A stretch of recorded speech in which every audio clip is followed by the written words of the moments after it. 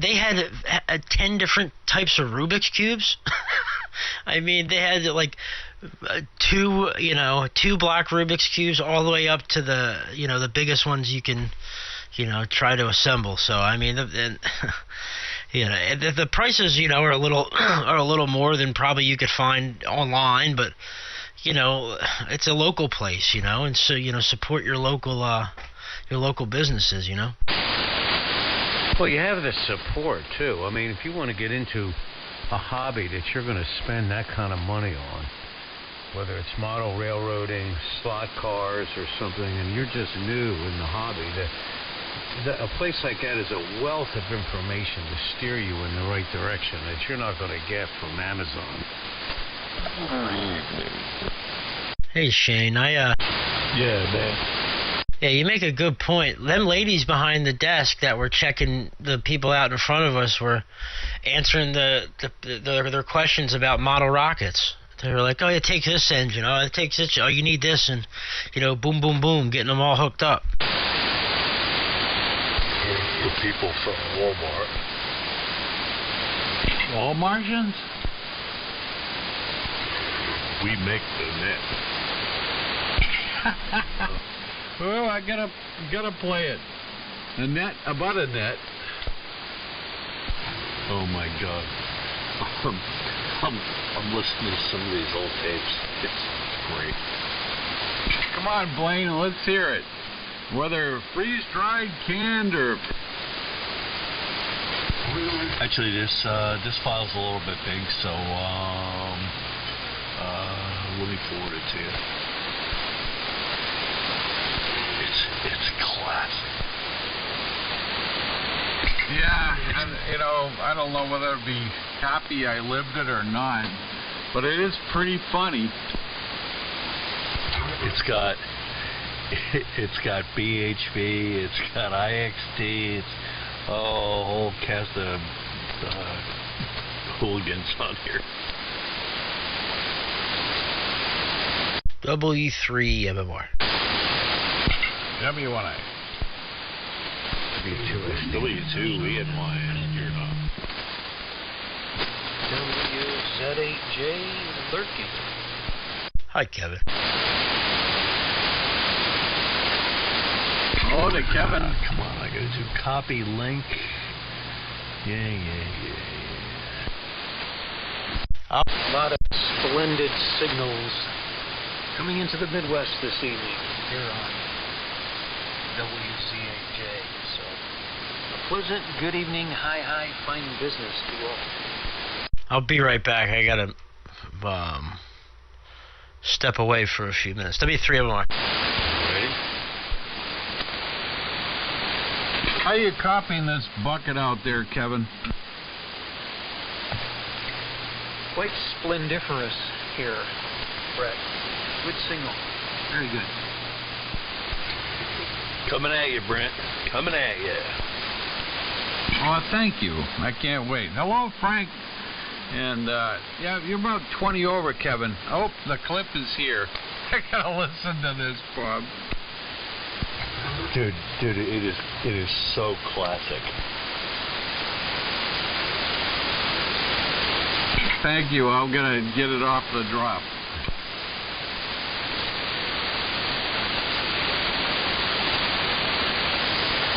I want to hear it too.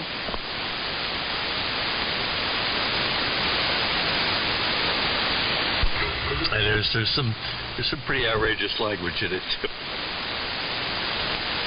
Perfect. That era was more crazy. I think about the antics that went on back then. Between BHV and IXT and the Glenn Baxter, there was no short of entertainment. Man, things sure have turned boring, haven't they? Oh, not with you on frequency. What was that masochist remark, Clark? I forget. Clark, I don't know whether I don't know whether that came through or not. I sent you two clips. One had a Anyway, I sent them to you, and one had a link to the one that I just sent Brent. Hopefully, both of them came through. They were a little large in file size, though. I'll check. Imagine that, emailing ammunition. I'll let you know if I got the clip or not.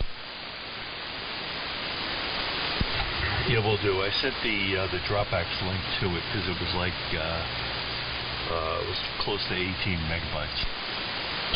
I think that will fit in my email, but I'll get it off of Dropbox. Looking forward to it. Oh, it's classic. Witty. Brent's watching it now, I think. It's great. That's a classic. Who the hell made that? And into you. Oh my God, that guy did an outstanding job on the edit.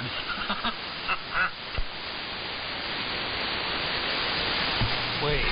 Oh, what? Man, you hear the voices in there. There's K2RAF. There's WA4MYJ. There's Anyone-Z. There's BHB. There's IXT. MYJ, he's the one. Oh, save me, save me. Oh my God, it's classic. Yeah, I don't know where you found that stuff, but that is absolutely hilarious. I'm going to store that one away for a cold winter's night. It is slapstick 3910 days. I mean, I got out of I got out of AM and I got hooked up with the 3910 guys. It just kind of took off from there, and I mean, those were some really fantastic times, and that is just an illustration of the kind of fun we had on that frequency. Who was that crazy bastard that gave me hell all the time? You think you mentioned his call. He called the linear, the subhatch. I'm trying to remember his name. He's no longer above the dirt. Oh, there is nothing on this audio clip that can be aired. I shouldn't even be keyed up right now. Are you watching the video or the audio one? Video? It is an AVI. How come it's not a video? The RCA ad. Maybe it got filtered and maybe it got clicked on the Dropbox to do a save ad. Oh, because you sent me, it's 24 megs, but when I tried playing the AVI, my phone just displays it as, well, it doesn't display it, I mean, it plays it as an audio file. You got to do the video. So, evidently the codec and the AVI isn't cool with your phone or vice versa. Darn that Steve Jobs. All right, I'll look for the Dropbox link. It should be in the same email. Just a link. How about a baked potato for dinner? Yeah, hope he shoves it right up.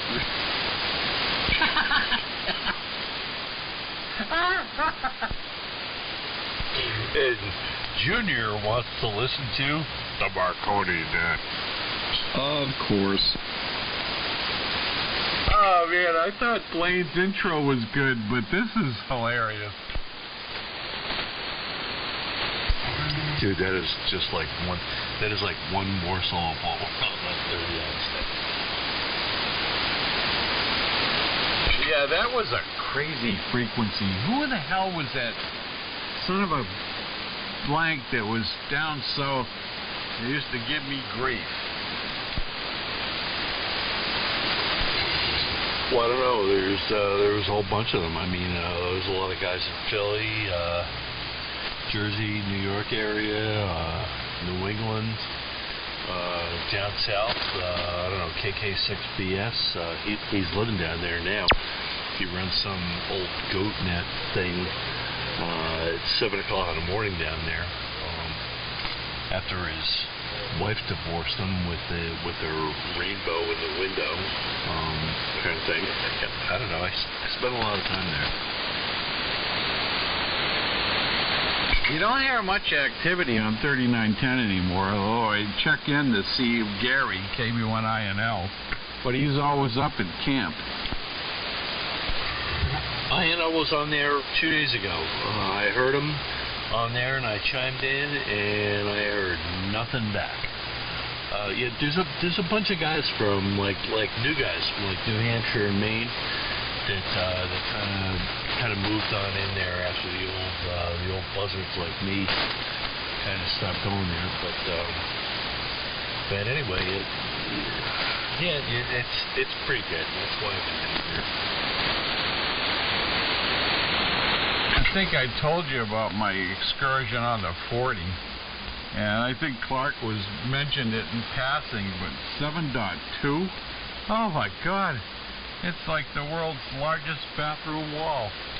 W3MOR. That is the One Flew Over the Cuckoo's Nest amateur radio landfill, a.k.a. Jurassic Park, like having a baby monitor located in the center of a psych ward during rec time. That's what 7200 is. Yeah. There, it's like the new 14313. That guy was sitting there broadcasting, "I'm going to shoot you on Christmas Day." Do you hear that? I'm telling everybody. And he went on, and the jamming and the horse hockey that was, oh man, it was sad. W3MOR. What do you want to... It's like good time. You know, and you can't help but think that some poor newbie that's got their ham ticket and they stumble across that. I mean, you can't fix it, I know, but jeez. It's like good time. Yeah, man. Yeah, man. Like that little room in the back of the tape. video store you have to go behind the curtain to get to. Brent, I gotta sing you song over there. I think the band's going away. Yeah, I'm still hearing everybody. Hey, Bob's going down. Here, I guess somebody wants to say hi. Say hi, dude. Hi. So what's up? What's up? He just showed me one of them videos. He made another one, man. His kid's going to be like a graphic designer. Yeah. Or a video game designer is what he wants to be when he grows up, but plays enough of them. What's your boy's name, Perry? His name is Dixon. Dixon Reed. Yeah, Dixon. Standing right here. All 4 foot of him. Hello, Dixon. I hope you succeed in becoming a ham radio operator like your dad. Yeah, one day maybe. Yeah, he likes the radio stuff. He enjoys soldering. Like, soldering is a big thing. We made a flashlight. What, we'd make a flashlight? I got an AM... The bulbs went. Oh, yeah. The LEDs went out. He just informed me. Battery might have came. It's like a 9-volt battery that I hooked up to 2 LEDs and put a little switch in line and everything, man. We made that like 4 years ago. Then I got a AM/FM radio kit. I bought it on Amazon. It comes with capacitors, resistors, little IC chips, little speaker they put on the board and everything. And it's a whole solder kit. So we're gonna try to put that together. And got a model 63 Impala that we painted last night. So we got let me turn down the other radio. So we got a lot of stuff to accomplish. Awesome. Well, how old are you, Dixon? I'm 10.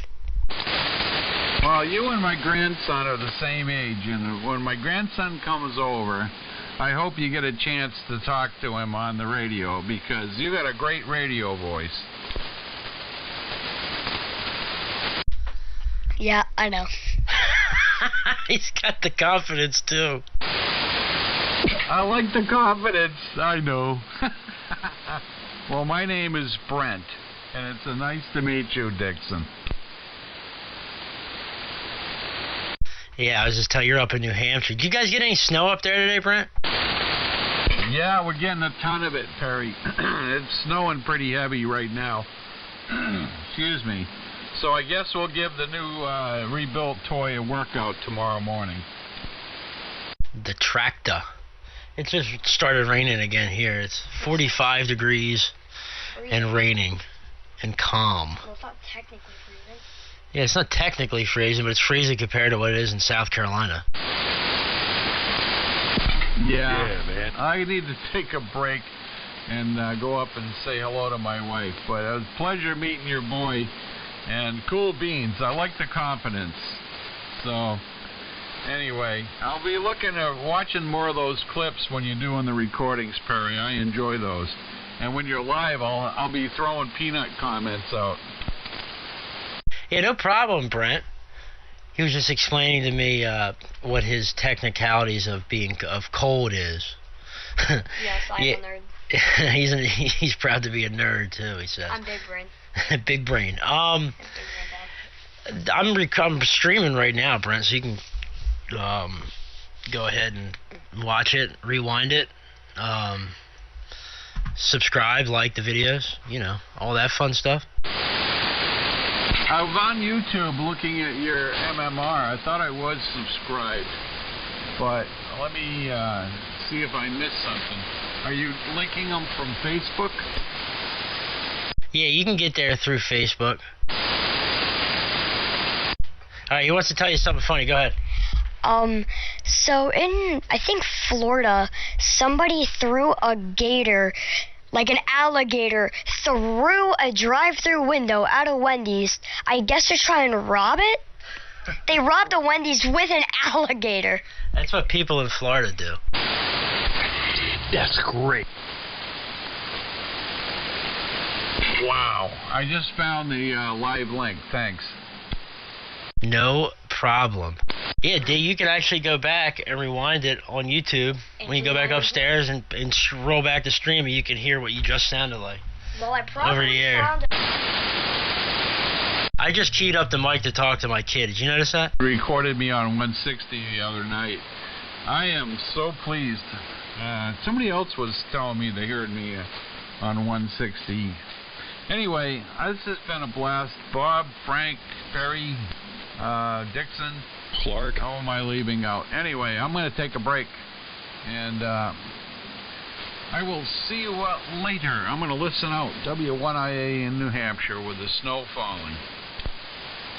Al and Clark, too. Let's not forget him. How could I forget you, Mr. Clark? You know, what's that song? Whip it good. Do-do-do-do-do-do. I don't know that I want to be associated with that, but okay. Catch you later. You don't know the Devo song? Hey, I am a child of the 80s. I know it very well. I had a flower pot hat, checkerboard sneakers, a red suit, and we went to the techno club. Oh my God, I love that. I love Devo. They were a one album wonder, but I still enjoyed their music. The Peppermint Lounge. It was pretty cool, man. I just like the album cover. We went to the techno club, and I was fit right in with that gang. I kind of like the Talking Heads better, but I get Devo. I got a rocket in my pocket, and I don't know what to do. Perry, since you're live streaming, could I take the opportunity to directly address my fan base? Yeah, sure. Is this going to be like a paid ad? Well, it depends. I mean, on who's getting paid. I was just going to say that to my many screaming teenage fans out there, that if you want an autographed picture of me and a QSL card, just send $20 a stamped self-addressed envelope to KM4XG. I'm good on Q or Zipper. Thank you very much. This order not sold in stores. Order before midnight tonight. While supplies last. Buy now. Buy now. 3 easy payments of, That's right. Get your Jim Ham Radio Action Doll. Ham station sold separately. And don't forget that Kung Fu grip where you can put a D104 in his hand. Flashlight sold separately. self-abused. Buy now.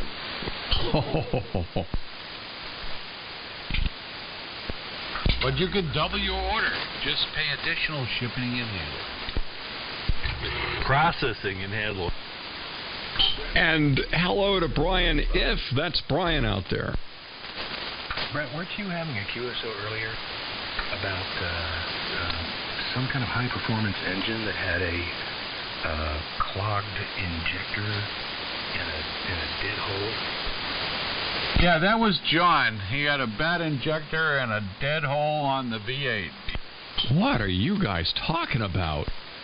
Well, I just wanted to tell you, Brett, I'm having the same issues, but I find that Dulcolax helps.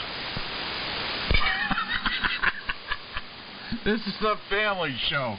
Good night, Jim. Yeah, injectors and... please. I want to get back to that ham radio action doll. Is that a big, fat, squeezy toy doll with a big beer gut that just sits around and smells bad all day? No, you squeeze it. It says, calling the macaroni net. Oh my God, the Fred doll. I don't know if I'd want to have my son or daughter playing with a Fred doll.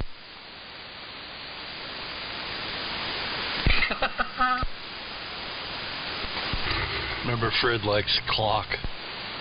I've never talked to him. I gotta check into his net. Clock. I gotta use somebody clock. else's call sign. I'll use yours, Clark. Oh, man. Hey, as Uncle Carmine would say, But things are going to change between us. How to get back at your enemies? Check into a net and use their call sign. no, you see, I wasn't using it. I was borrowing it. I rented it. Brett, I was using yours up in 10 years today. Oh, gee, thanks, Jim. Were you communicating with Todd on 28-425? No, he was on 27 megacycles. Oh, so we heard Brent's call sign on the Super Bowl? 27-185 come out.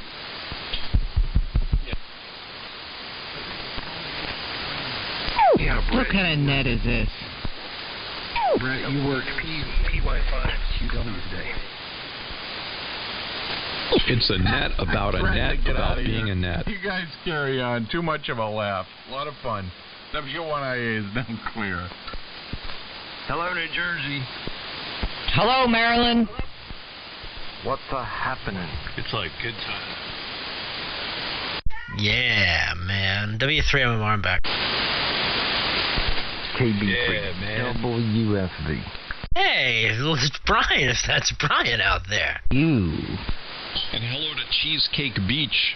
And to Carrie, oh my goodness, the only ham radio operator licensed by the FCC to say, F you. And sorry, Carrie, double with you, but you strapped the hell out of me, I'm sure. Good evening, Brian and Carrie. W3MMR. Yeah, the BC. Hey, Perry, what's going on? Oh, nothing. My station engineer got us back up and running today. So, good times, good times. Hello, all. I guess we have to behave now. Hola. Clark, I can tell you it's not Bob. Yeah, you Clark, know. after you listen Okay. to that 3910 tape I sent you, you'll understand why I say good times all the time.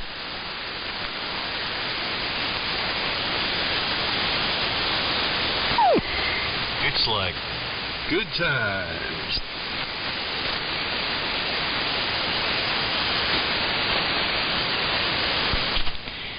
Now, you're not really going to behave on my account, are you, Clark?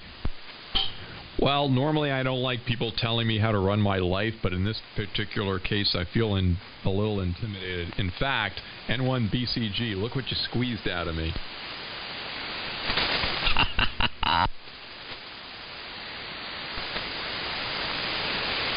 Is Is there a call sign that goes with this? Save me! Save me!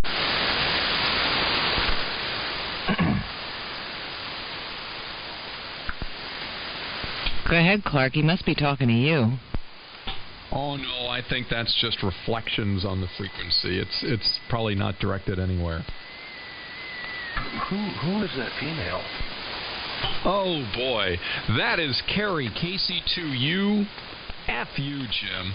Yeah, she's like the first lady of AM here in the Northeast. Oh, well, hello, Carrie. Pleasure to meet you. My name is Jim. Good evening there, Jim. Pleasure to meet you as well. Just got the station back up and running. So, here I am. Time to make the boys behave themselves. Well, I can't make them do anything, but they kind of fall into line. Yeah, I see that. And I hear it, too. I mean, when you came on, it's like a deathly silence fell over the band. We can't have that now, can we?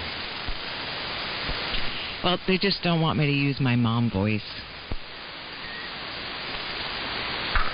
Yeah. I know the mom voice can be quite powerful. Good times. So what have you been up to, Perry? Beautiful signal into Northern Virginia. And you have the same name as my cousin, who is probably listening. She lives down in the Austin area, Georgetown, Texas. And she's probably listening on K3FEF as we speak. Hello, Carrie, and hello down to you, Texas Carrie. There's a whole lot of Carries in here. A whole lot of Carrie going on. Yeah, what's up, Carrie? I'm good. Everything is fine business. Here, that's for sure. It's raining here on this side of the bridge.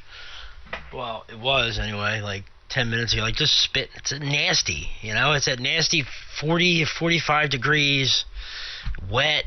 Like, you know, what I would imagine Seattle to be like in the wintertime. Isn't that just Seattle all the time? Yeah, probably. Yeah, you're probably right. So, how am I sounding down there to you, Brian? Is everything sound copacetic? We got this thing back on, dialed in? Yeah, I mean, it's pretty close. It's different than what I normally hear you at, but yeah, it sounds good. I'll have to, I'll pull a set of headsets out here and take a listen, but it sounds good. Yeah, well, you know Ken can never leave anything alone. Now, since we're running a little hot right now. Oh, lower? Oh, I'm running lower. Oh, he's worried about my modulation because he says I'm louder than he is. Imagine that. That. Yeah, you got plenty of audio. You probably can stand and cut it back just a little bit. Not much. It just might be a little hot, but that's just me. You're like 40 over, however. Very strong. Good evening to Ken, if that's Ken out there. Did you hear how uncomfortable Perry sounded when he was criticizing Carrie's audio? I know. I felt like I feel like I should go to my room. You should. I would agree with Perry there. It might be a little hairy on the edges there, Carrie. And there's nothing wrong with being a little hot anyway. Come on. All right, just committed a hearing. I still don't have the call. Is it KC2FU? Oh, sorry. It might as well be, Jim. It's Kilo Charlie 2 uniform, Foxtrot uniform, KC2UFU. I see. Hey, Carrie, hey, Ken, W1I.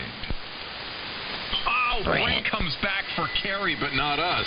Right? He's like, I'm getting out of here. I was out of here. I'm back, and I had to say hello to Carrie and to Ken. And Ken, we got to talk. Reference the E-Rig project. How you been, Carrie?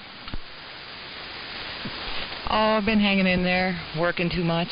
just like probably everybody else. And Ken noted that. He will, I guess, what do you want him to shoot you an email or something? No, I'll talk to him. Oh, all right. Well, you kids will get back together. Yeah, he's had no time to work on his at all. I've been keeping him very busy. Well, not just me. I mean, it's all the projects here, and that's what happens when, you know, you have race cars and mud trucks, and we did get the tower up.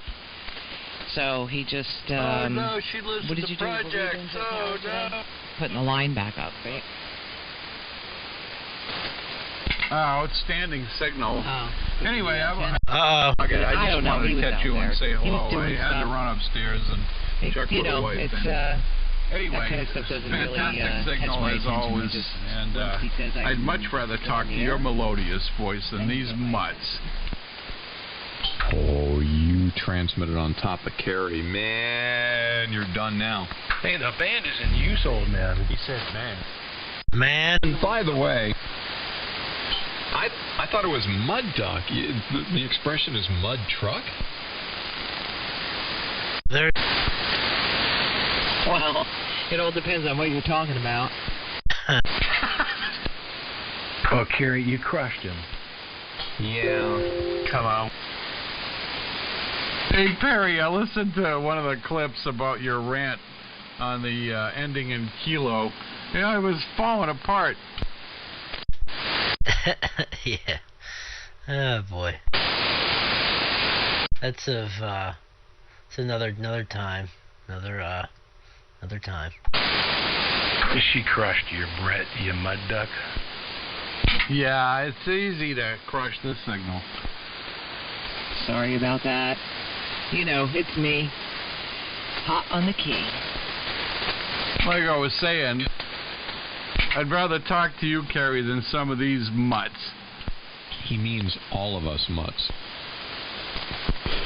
I'd rather talk to my rear end than talk to you, Brent. Gee, thank you.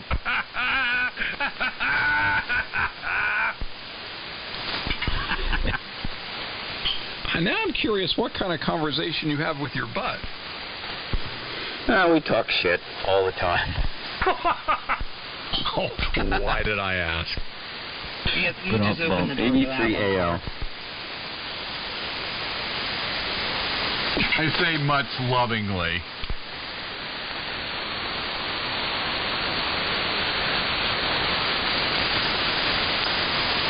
Man, you people drive me to open another beer. What, no gin tonight? Yeah, you know what's funny? I don't know why I said beer, because there's my gin glass. Gilby's London Dry, thanks. Yeah, it doesn't sound like such a bad idea, Clark. I was down in North Carolina visiting some relatives a couple weeks ago, and I brought back some muscadine wine, which is, it's really good. Well, as I see it, alcohol, because no great Curso began with someone having a salad. I'm not allowed to drink gin anymore. My butthole had a conversation with me last night and said, "No more of this crap." No mo. Sorry if I'm being a frequency bully. I'm not trying to be. But at least I know it's working. Now, is it up on the tower now, or it's not up on the tower? Yeah.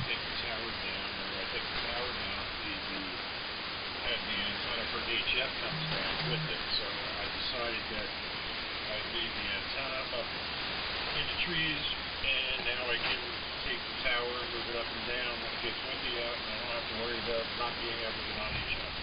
Oh, all right. So, but we put the tower up so that we could get the It didn't work out. ladder line up higher, but it's not working out. Actually, that one's up higher than the tower. Oh, all right. I don't know. I'm so confused.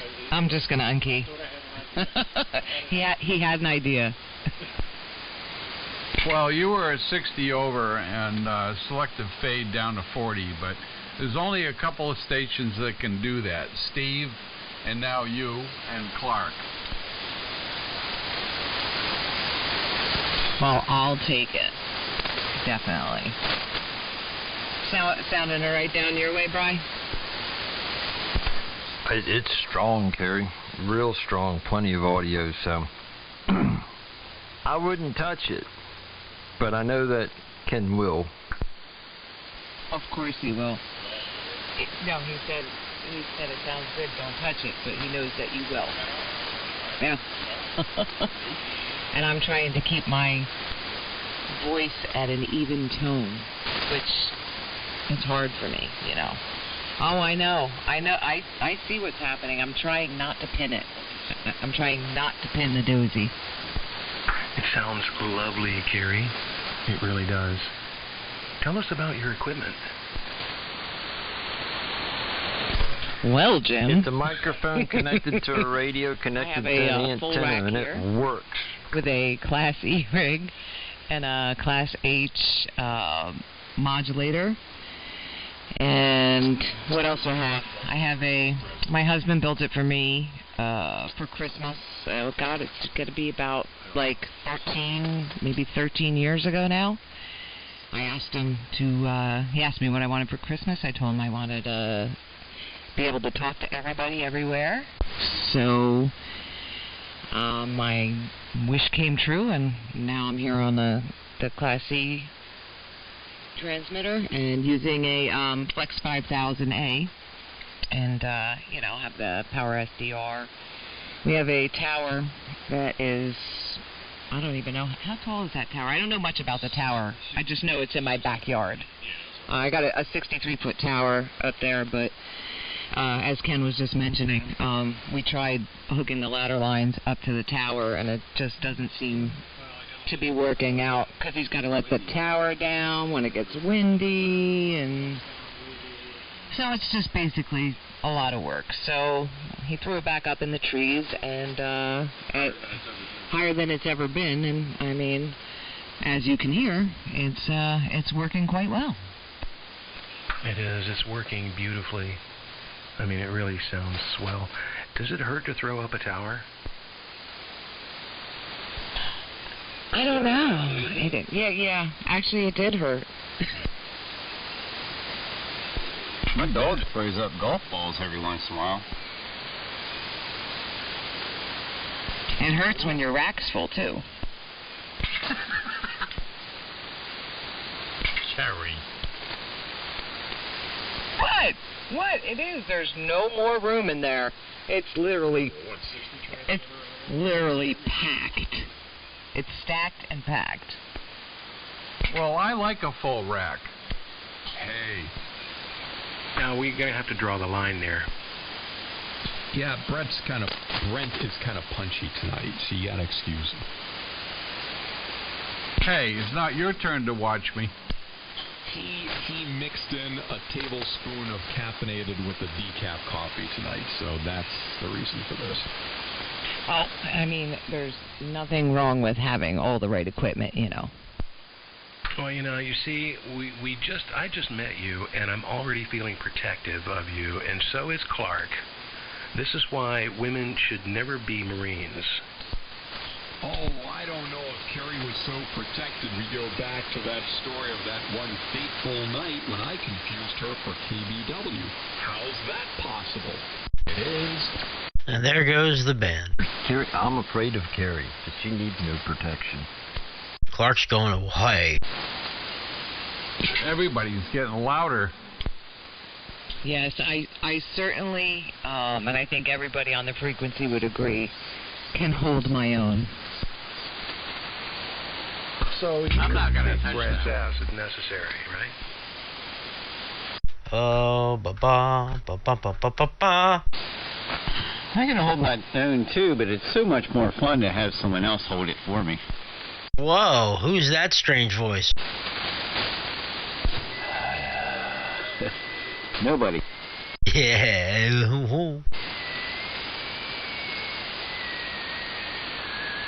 Yeah, it's like in the classroom and the teacher turns around and says, "Who's just said that?" And everyone gets quiet. I don't hear anyone. It must be the voices in your head.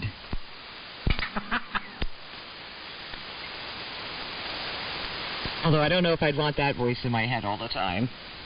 How are you? KC2UFU. Speaking of voices in the head, I am using the homebrew psychoacoustic transducer tonight, so I have to be careful what I think, because whatever I think instantly becomes translated into radio waves. Let's go, Brandon! You see, I have to be very careful. Let's go, Brandon! Careful about what I think. That sounds like Tourette's to me. Yeah, but, you know, Jim, you don't have a magnetic portal. Oh, what?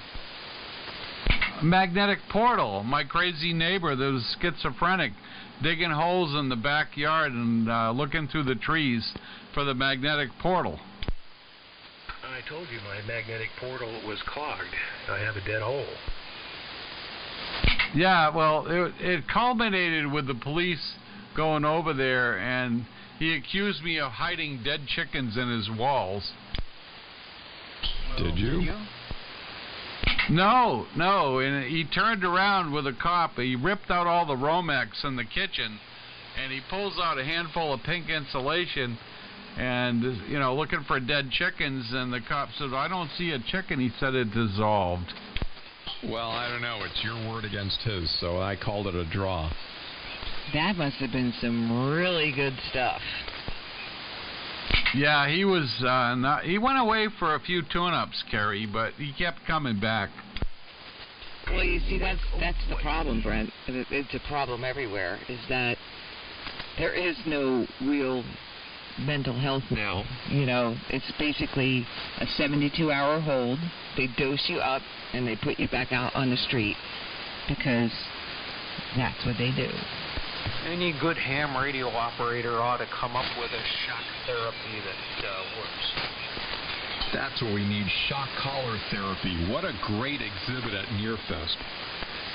Hey, I have a perfect solution for that. As a matter of fact, I offered it to my dad the other day because he's been having some issues. He's been in AFib for a couple of weeks now, and he's got to go in and they have to, you know, I guess sedate him and then shock him and get his heart back into rhythm because the medication isn't working.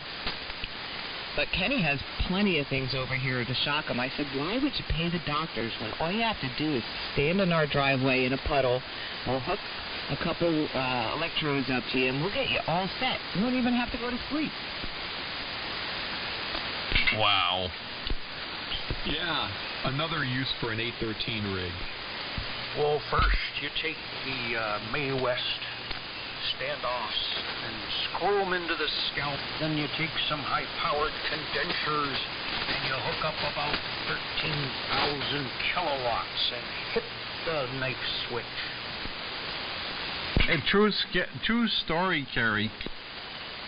A guy that was over here ripping out carpets in the ham station during the flood in '06, and an indirect lightning strike came up the ground braid and whacked him on the arm, and he banged his head up against the desk. The guy had a heart condition with arrhythmia, and then he tells my wife the following day, my headaches went away and the heart's back to normal. Whoa. You know, one of the actual treatments for AFib is radio frequency ablation.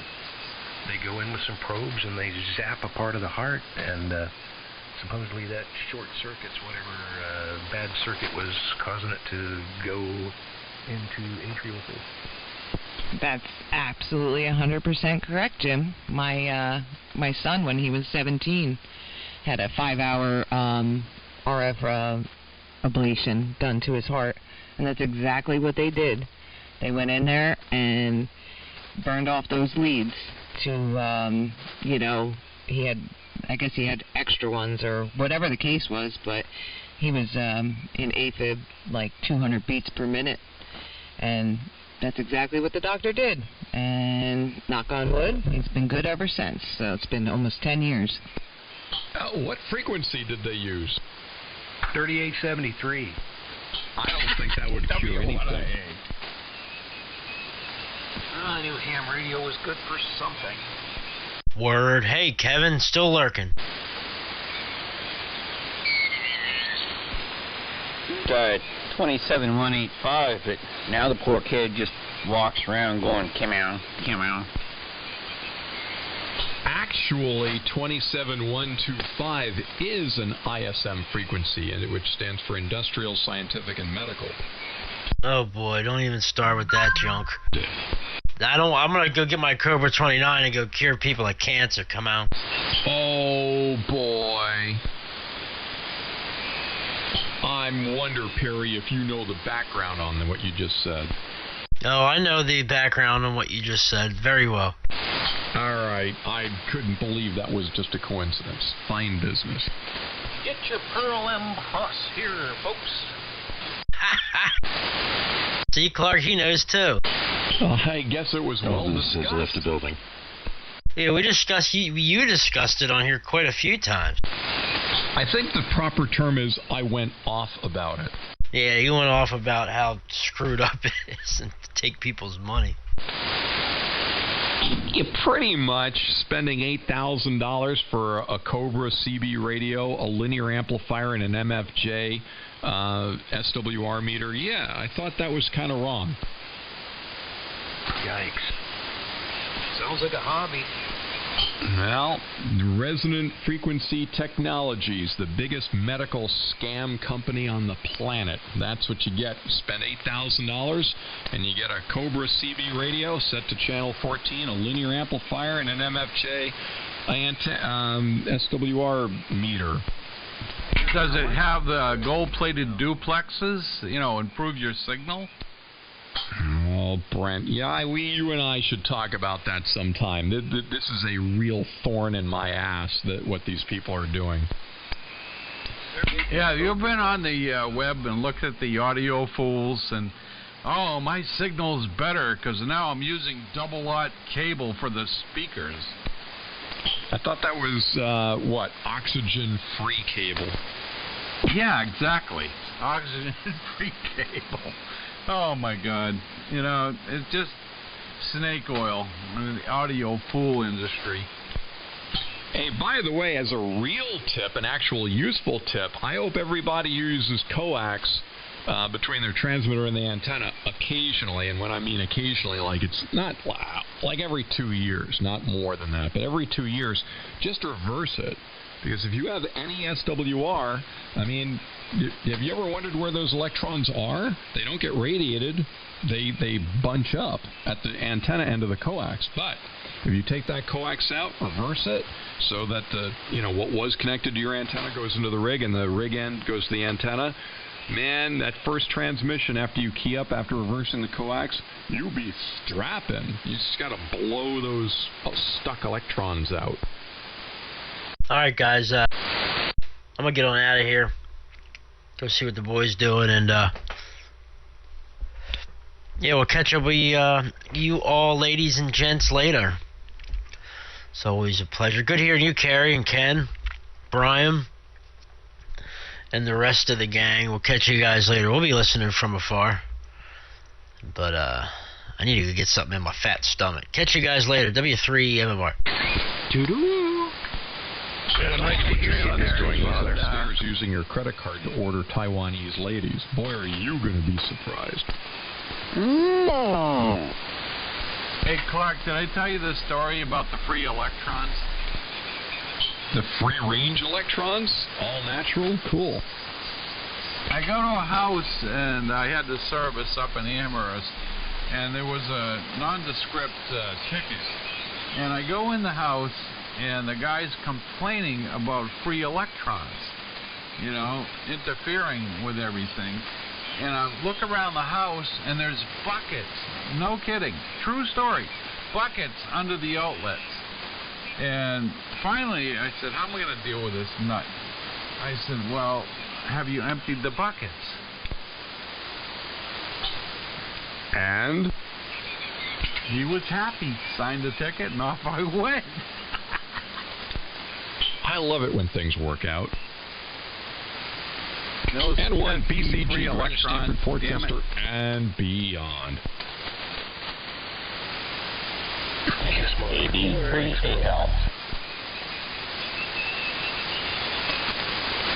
With that, my wife says dinner's ready. 7-3 W1IA.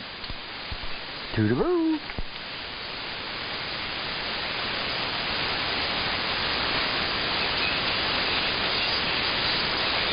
WZHA trying to start another wave. go for it. I just can't get this stadium wave going. There's supposed to be a cascade of call signs walking around the beach. Oh, I thought maybe you were doing a cannonball drop off the high dive.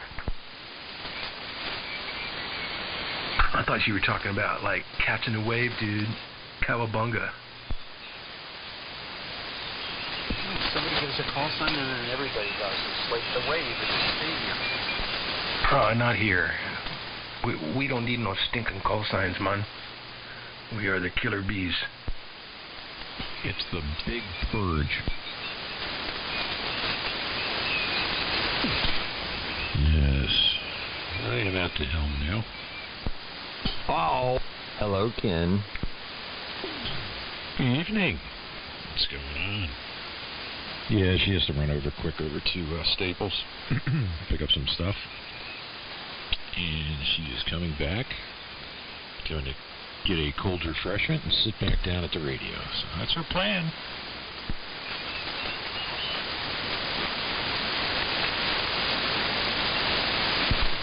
Well, she always has a plan despite what you guys do. Yeah, Garrett's got to run over there Christmas shopping, so she has to go with him for, I guess, for assessment of what he wants to get his brothers. That's what she's doing. She was much more comfortable sitting here, but, you know, Mom's got to do stuff, so that's the way it is. KC2UDZ. Everybody got a plan till they get punched in the mouth.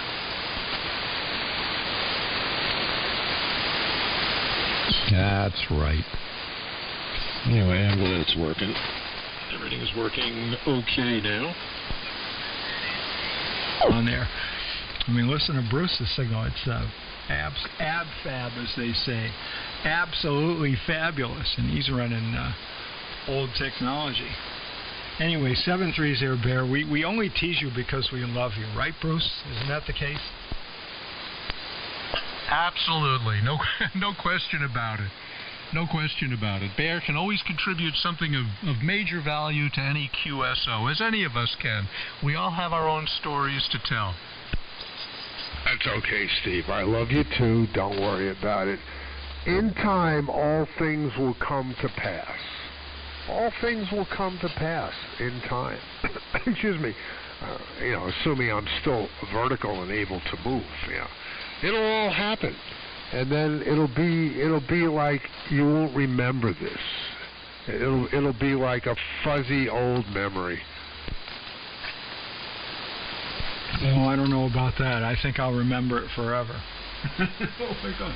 Hey, remember back? We remember P.W. Fallon there, Joe W.N.I.W.Q. He had one of the worst sounding piss weak signals on the air. Not anymore. He's really got a real signal, but. The reason why he's called PW is because he was always PW and he sounded bad. But the name lives on, but not the issue. Anyway, you guys have fun. Well, I might just buy an old ICOM transceiver and back it up with a mega power linear, just to get revenge, and then you'll beg me to get back on the Valiant. It's reverse psychology. It could work.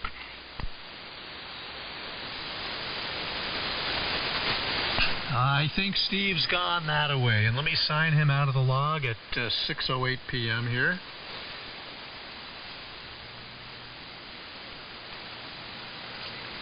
Here we go. Steve, take care again. We'll talk to you soon. Yeah, it's interesting, this whole thing about AM. I guess I recalibrated myself this week. I had almost a 2-hour QSO with Frank, WA1GFZ, on sideband on 3830 kilohertz. And he was running his new all-solid-state linear amplifier. And I was running my Heathkit Marauder with my Collins 75A4.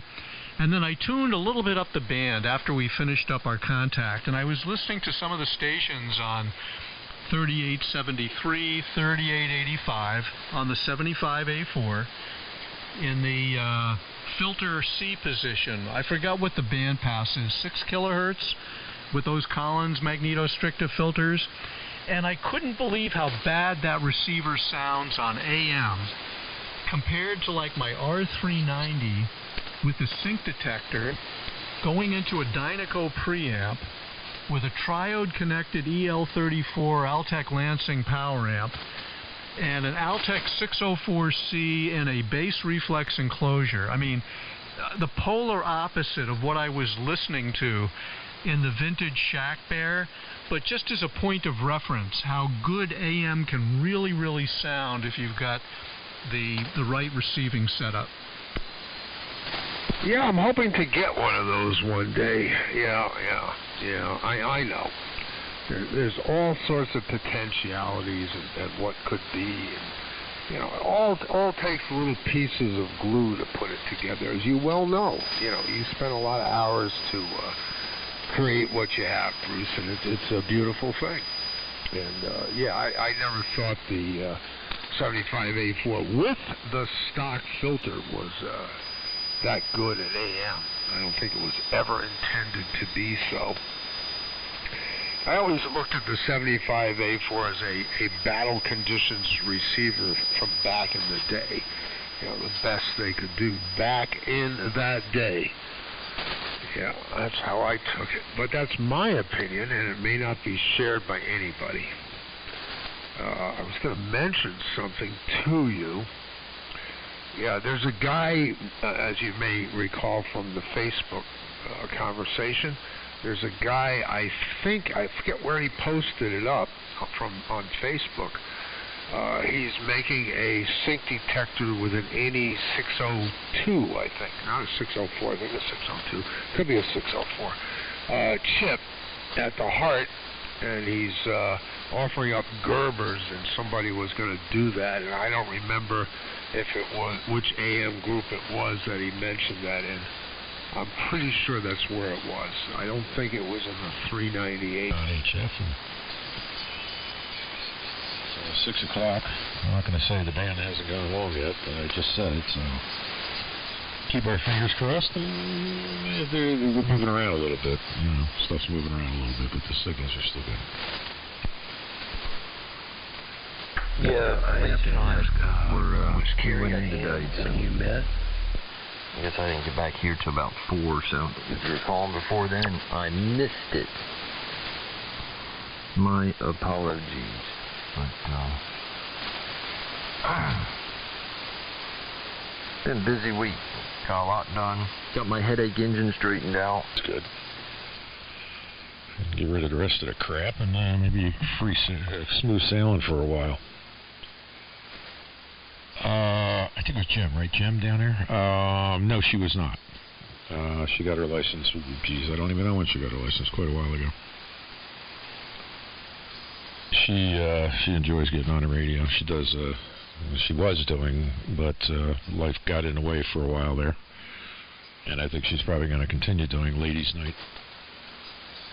But if you want to see Kerry in action, you can go, she's all over YouTube. I mean, ridiculous.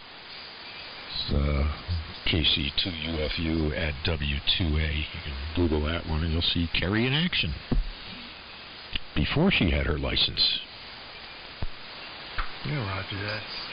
Yeah, I had to ask. I had a girlfriend years and years ago who,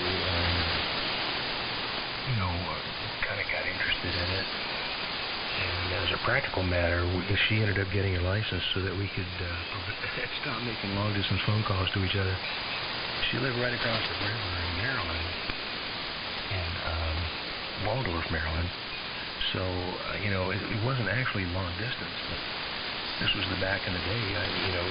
Making a call from Woodbridge, Virginia to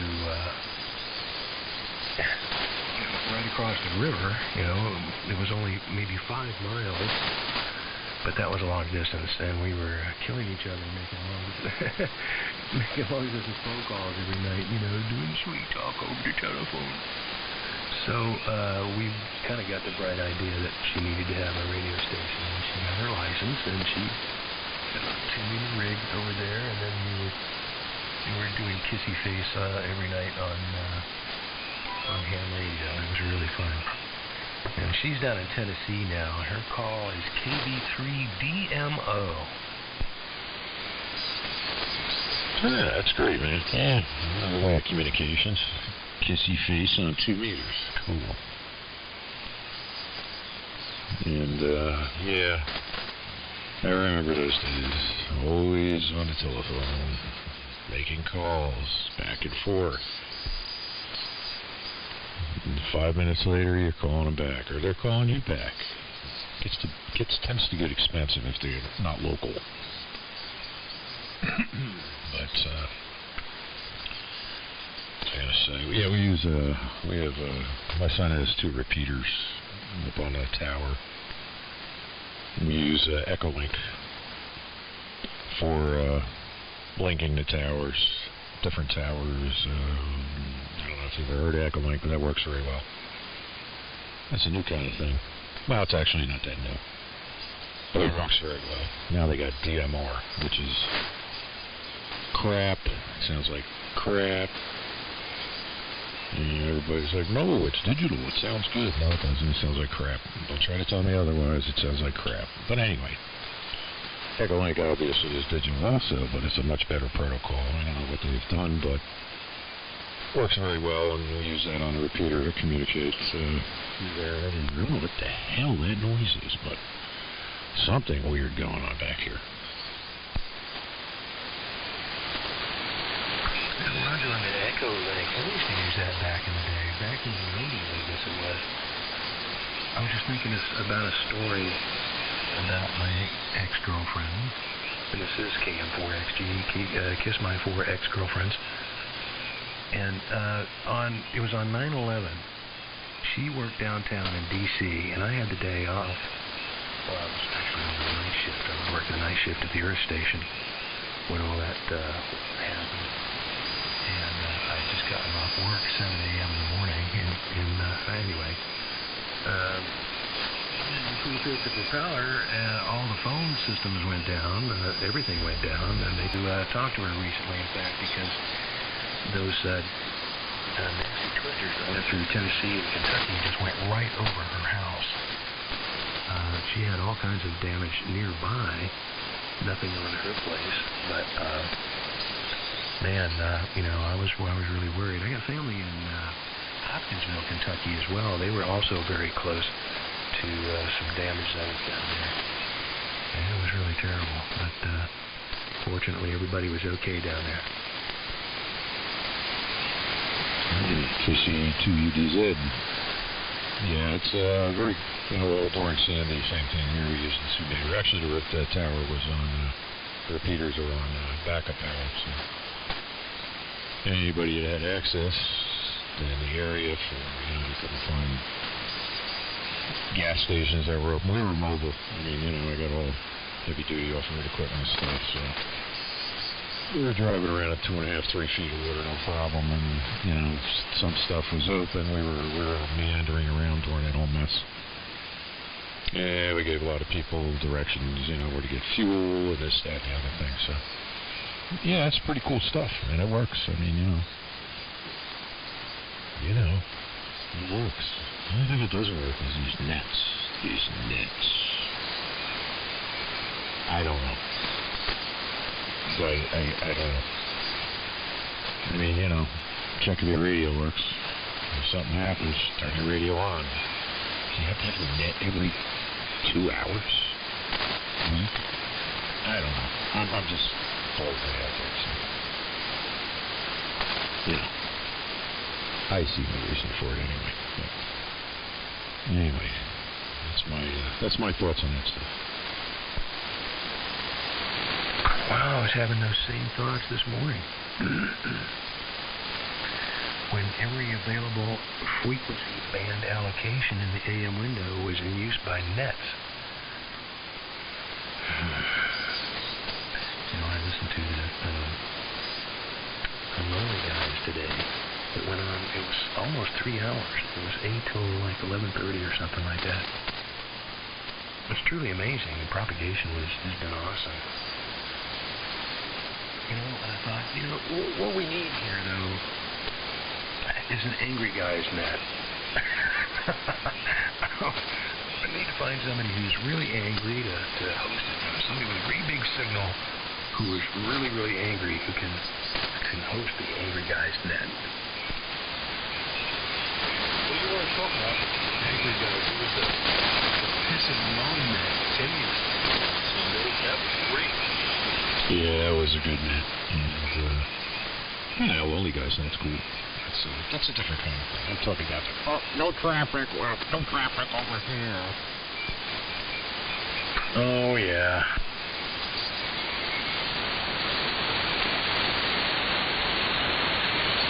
These are the ones that make my skin crawl.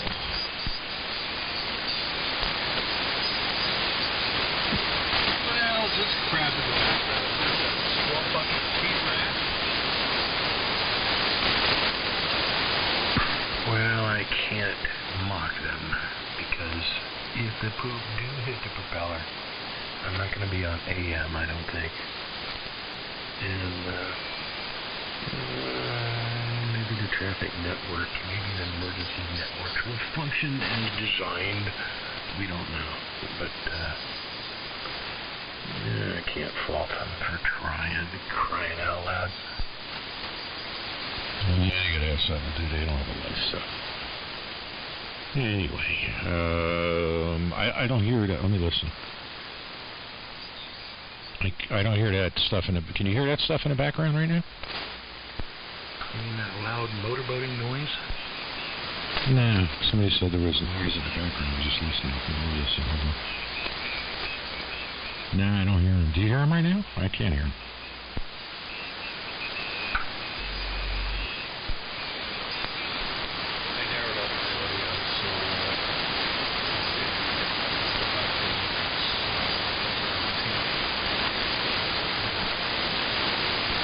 Nah, I'm trying to get Brian to laugh. He knows what I'm talking about. I had a mouthful of cookie. He says the Indiana traffic lights 4 o'clock, 6 o'clock. It was rolling this list of call signs. Remember, it was like the Indian attendant with the big roll call. For like 3 hours. It's like just reading call signs, looking for people to check in. Never passed any traffic. It was like exhausting. Yes, I know.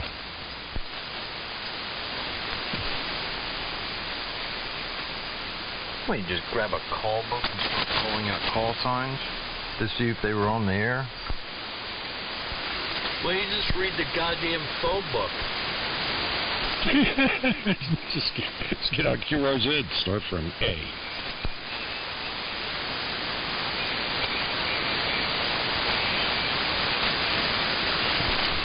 Yeah, get on QRZ and start. Those guys are serious. Alpha, Sierra, Hotel, Oscar, Luna, Echo, and call it a day. I was at Ham Fest for somebody one time. And one of them whackers come up. When all else fails, ham radio. And I turned to my friend and pointed. When all else fails, ham radio. Goes by a guy on a walker, another one in a wheelchair. It's just because you're plain mean. I put in an order for an IC 7300 today. And I'm going to get the dicky little, brackets that go around each side of it, to protect the front and the back. And I'm going to get a gel cell battery pack and dump the whole apparatus into some kind of a go bag, a musette bag, a backpack, I don't know, with some wire and stuff so that when it comes, I can just move out and operate from anywhere.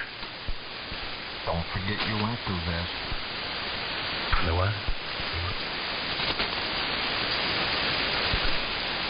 Your whacker vest. That bright day-glow yellow to identify you as a whacker?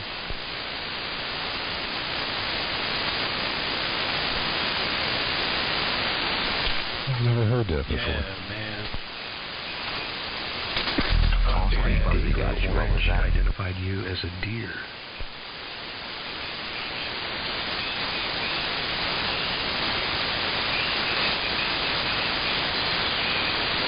Well, no, I'm there. I'll be hanging in the trees. There'll be wire tangled around people. Well, no, I'm putting up an antenna, baby. That sounds like one of my experiences. Whiskey Foxtrot 1 Lima. Enlighten us. Whiskey Foxtrot 1 Lima. KC2 UDZ.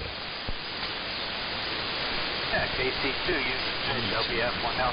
Hey, Miss Bill, we're down here in Dover, Delaware.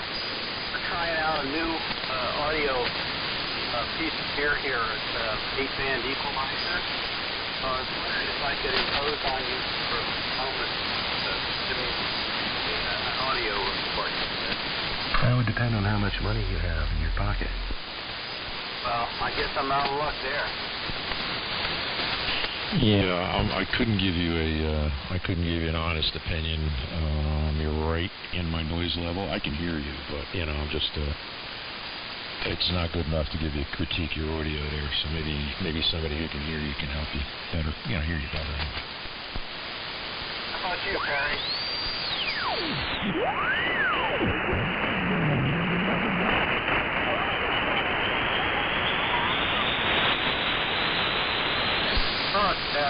If we could just give this one try, I'm going to turn it off. The equalizer thing is off right now. I'm going to turn it on. Okay, now it's on. It's on. It's on. On. It's on. This is WF1L. Now it's off. It's off. It's off. WF1L. Yeah, you dropped into the noise. Well, I know you're talking. I can hear it in and out. Selective fade took you out. You're down to about an S6 right now, so. Sorry.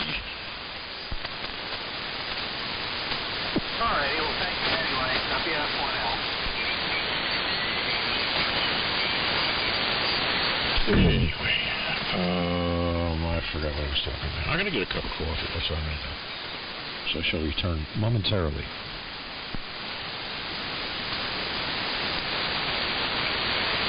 Yeah, I need a break here too. KM4XG. Maybe he'll be back. I don't know. We'll see.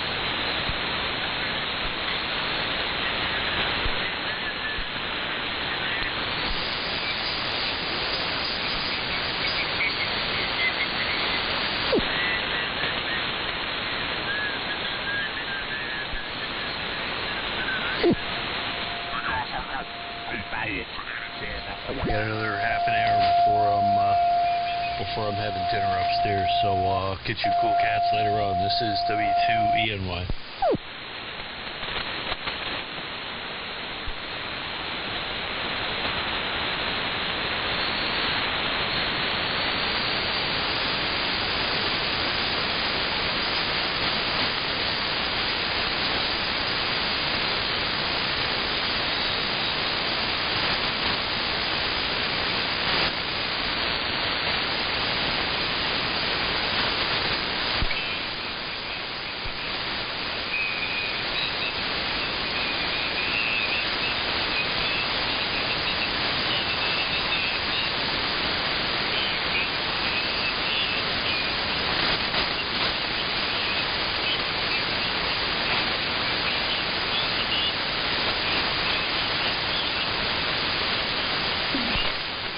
Okay, I'm back. KC2UDZ. Still in there, Brian?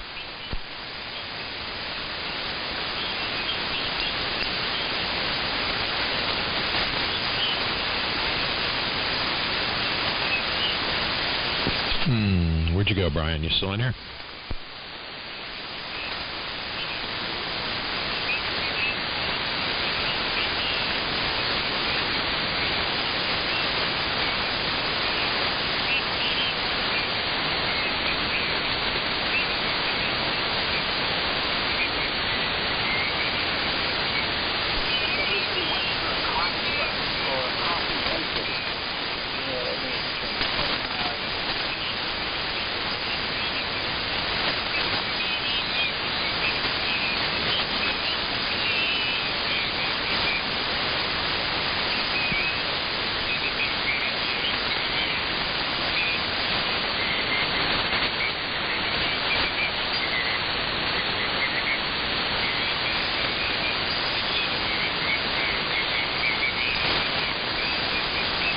I'm sorry, the phone rang. Did somebody say something? KC2UDZ.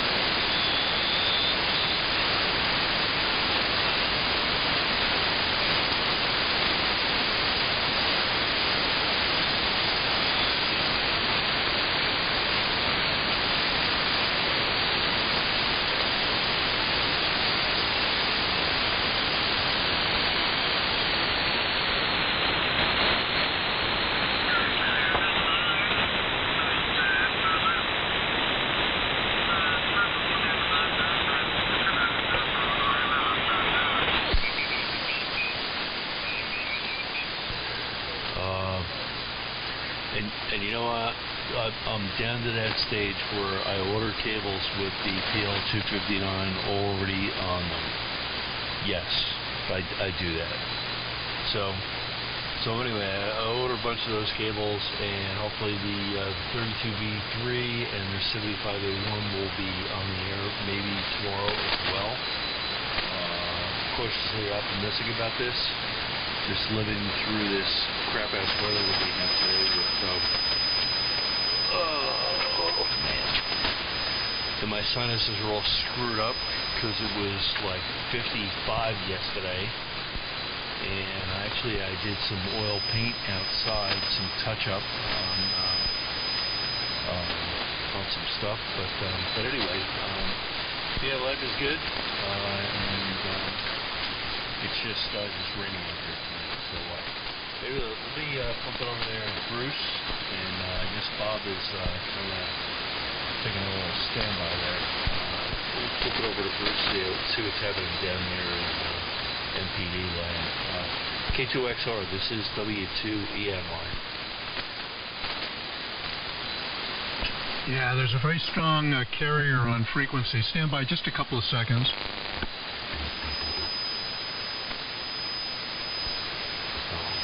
guys, but you're killing them, Bruce.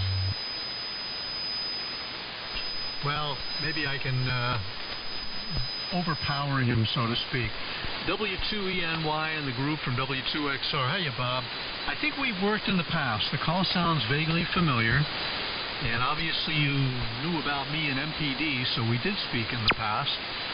It's funny, I was just talking to my wife about MPD this week, about how much fun I had when I worked there and how much I enjoyed working for the company, and the fact that I still have friends to this day I'm still in touch with from those days. But yeah, you're putting in a good signal, nice audio too.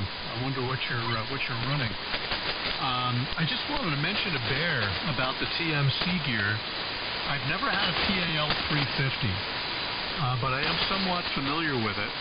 And anything that company made, Technical Materiel Corporation, anything they made, by and large, was really best of breed as far as transmitting equipment goes. I can't say that so much about their receiving equipment. I mean, I've had a GPR 92, a GPR 90. I kept the GPR 90. I just sold the GPR 92 about a month and a half ago. But the transmitting equipment was really best of breed. And I will be getting that PAL 1K up on the air. And I'm fortunate in that I have spare PL 172s. A fellow TMC enthusiast actually gifted me a pair of PL 172s new in the box, which are essentially unobtainium nowadays. And I hope I never have to make use of them, and I hope that the PL 172 that's currently residing inside the power amplifier deck is in good shape. I know that unit as an IPA probably has several hundreds of thousands of hours on it, being it came out of WSL here on Long Island, where it was the intermediate power amplifier to a 40 kilowatt PEP power amplifier, again in the TMC GPT 40K. But it's just beautifully engineered and beautifully constructed and very, very well thought out equipment, and hopefully you are thinking the same thing about your PAL 350. I did see the picture on Facebook of where you're stripping off the old paint. Now mine has an engraved and filled panel, both the PS4 and the amplifier unit. And fortunately the paint on mine are in really, really nice shape. But I'm wondering, was yours silk screened or was it engraved and filled lettering? Because obviously if it's engraved and filled, you can easily refill it. If it's silk screening, well, you're on your own. WB2GCR and the group from W2XR. Yeah, Bruce. Well, it's very, very thin engraving. When I got this power supply, keep in mind this was very bastardized when I got it. It had magic marker. I think I took a picture of it. Yeah, I know I did. I'll post that too when I figure it out where it is. Magic marker labels for the functions of the switches and the meter switches as well on the front panel of the power supply. And I looked at that and thought, that's what I thought. I thought, I thought that several times. I thought, And after I looked at it for a while, I finally decided about a month and a half ago to pull the panel off. And then when I got the panel off, I looked at it again and thought, what do you know? There's actually engraving underneath it. Now I've stripped it off and the engraving is kind of light. And the white stuff that was in there did not come off with the methylene chloride, by and large. So this creates a bit of a problem, and I'm going to have to look at it carefully to see what to do. Because without that stuff coming out of the engraved slots, painting over it now will end up with it kind of being filled in. And we don't want that. So obviously there's going to be a secondary operation here to remove the old filling. And oddly enough, all the panels I've mucked with them, and that was with the engraving, that would be the 390A and this ilk military style. The white stuff is the hardest stuff to get off.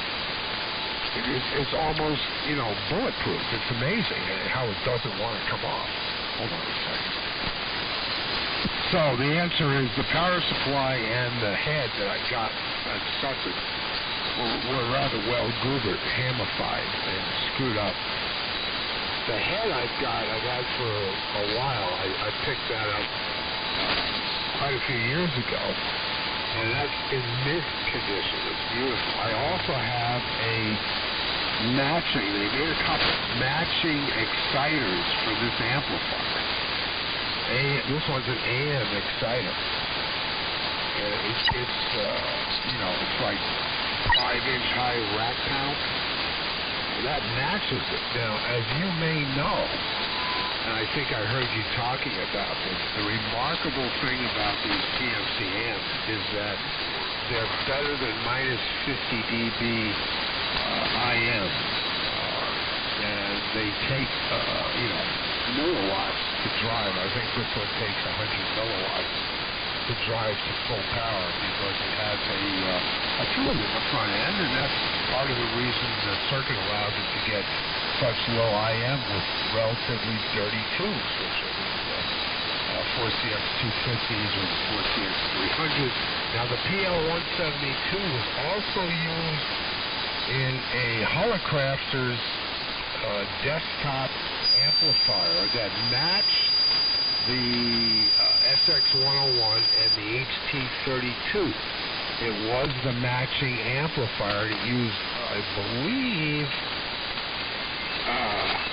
hold on a second. Test tone. Okay, I'm being called, so I'll be back again in about 7 or 8 minutes. So you guys talk amongst yourselves.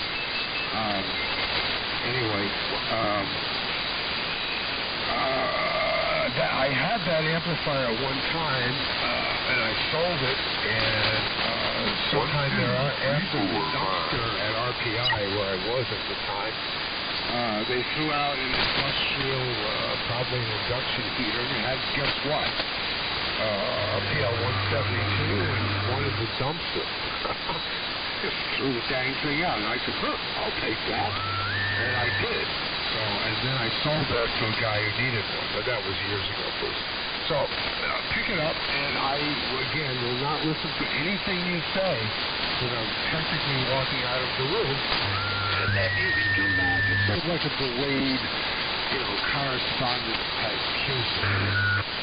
W2SR, Bear 2 GCR in Small Bunny, and I will be back again in about 7 minutes. Okay. Why don't you pick it up, Bob? And again, refresh my memory about how we came to talk about microwave power devices. I vaguely remember the contact. There was another fella, of all places, here on 75 meters, who used to work at MPD, who moved down to Florida, and he knew, based upon, looking me up on QRZ.com where I lived, and he said, are you familiar with Hop Hog? I said, sure, it's next town over. I said, I used to work there at one point, and he worked at MPD as well. He was in the engineering department. So it's a small world. W2ENY from W2XR. Yeah, very good, Bruce. Fun business. Yeah. MPD days. Well,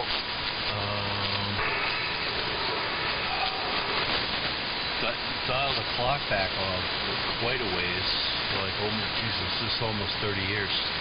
I was working at 9X Mobile, then it was Bell Atlantic 9X Mobile, then it was Bell Atlantic Mobile, then it became Verizon. And back in, I want to say back in like, let's see. I want to say it was like back in like 96, I think it was. I met up with you guys, and there was like Kevin Petromalo, there was like Jerry Kirschman, there was like Doug Ringer. Sorry, I'm just naming names. Dan Kennedy, I think, was another guy that was down there. And anyway, we were looking at you had a multi-carrier power amplifier that we were looking at, and it was like 60 watts or something like that. It was like LD Moss, forward error correction or forward, yeah, you know what I mean, forward error correction, yeah, I don't think you were into basement pre-distortion at that time. I think it was just ISP reduction single loop. But anyway, I'd gone down there and I had spent a little time there and hung out and push comes to shove, I ended up going down Hotlanta. I met with a guy, Verizon Wireless, and then it was Verizon Wireless back in. This goes back to 2000 when I went to see the All-Star game. I scheduled a trip down there to see their stuff, commercial-wise, in Piedmont Hospital. And, we showed up there, and anyway, actually, you know what? Let's take this back a ways. When I went to MPD, I remember I had a Spectrum analyzer with me, and I remember we fired the amp up, and we were like looking at it, and anyway, I put the Spectrum analyzer on a directional coupler that I had with me to drop it down like 20 or 40 dB or whatever it was, and then I looked, and it was like, oh boy, 861 megahertz. I said, dude, what is that? Oh, that's the pilot tone. And I said, well, your pilot tone is at like neg I forget, neg 13, neg 18, something like that. It was significant. I was like, what is that about? And they're like, well, don't worry about it, because the Lucent AIF is antenna interface, they call that. Their transmit filter, 8-pole filter, is going to knock that down by like 85 dB. And I said, dude, if you put this in one of our cell sites, okay, and I'm fine with doing a field trial on it, but if I show up in the parking lot, just like some guy from Nextel would, because it's Nextel's band, and if I put like a whip antenna out of my car, like on a little mag mount, and if I can see that spur, that pilot tone that you guys are doing, I'm ripping it out. And that will be it. Anyway, that was part of my experience with MPD back in those days. Then MPD they get acquired by Ericsson for the feed-forward technology, the single loop thing that I was talking about earlier, and they didn't know how to deal with it, and they owned MPD for like, I don't know, was it like a year and a half, 2 years? I don't even think it was 2 years. And then PowerWave bought them. At the time I was working for PowerWave, and they bought them to shut them down because it was just a competitor. The same thing they did with Spectrian, another company out on the West Coast. And anyway, so that was kind of my experience with MPD.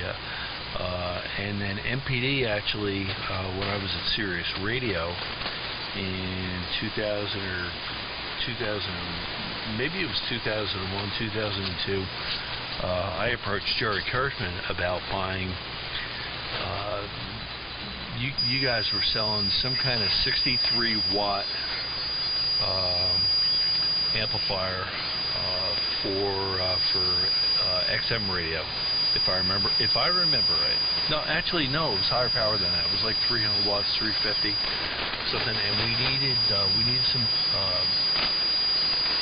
power amplifiers for our VSAT terrestrial system. And I remember that MPD sold a crap load of those to XM radio, and I'm thinking back now, I'm thinking it was more like 400 watts. But anyway, sorry for the old buzzer transmission. I'm going up to the 7-minute mark when Bear will be back.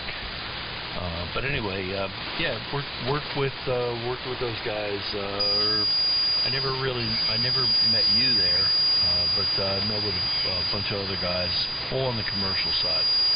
And I remember you had that when you walked into the back, it was like you had all the military stuff was on the left and the commercial stuff was on the right, like big ass signs hanging from the ceiling. Sort of defining what part of the market was what, or what part of your factory was what part. And anyway, good times. And as far as the rig is concerned, I'm running a Flex 6500 through my computer with Chinese BM700 and Ameritron AL1200 amp on the back end of that. And I think the power coming out of the Flex radio accelerator, I think is like 8 watts or something like that, or maybe 10. I don't remember exactly. But I'm doing about 150 watts carrier with the amp. So anyway, let me flip it to you there, Bruce. And I think the last time we talked was maybe a month ago, maybe 6 weeks ago. Something like that, and I do remember the MPD stuff. I think you were talking with somebody else on here about MPD, and there's another guy that I knew from 3910. Believe it or not, this guy. I gotta think. Steve. KF2RL. I think was his call out there. He was engineering, and man, he used to come up on 3910, and we used to bust his balls something really bad. We ended up nicknaming him FU2RL, as it's called. Anyway, and you know what? That's probably 20 years ago. I don't remember, but I do remember Steve. And those other guys. In fact, Jerry Kirschman actually hired me where I'm at now at Galtronics. It's a Canadian antenna company, and he's a good guy. I think I talked to him maybe 2-3 weeks ago or whatever. He's doing like street pole lighting stuff, 5G stuff. Like you have like a Nokia base station that mounts in a box at the bottom, and then you run like I don't know, like 1/8 inch or 3/16 inch coax up to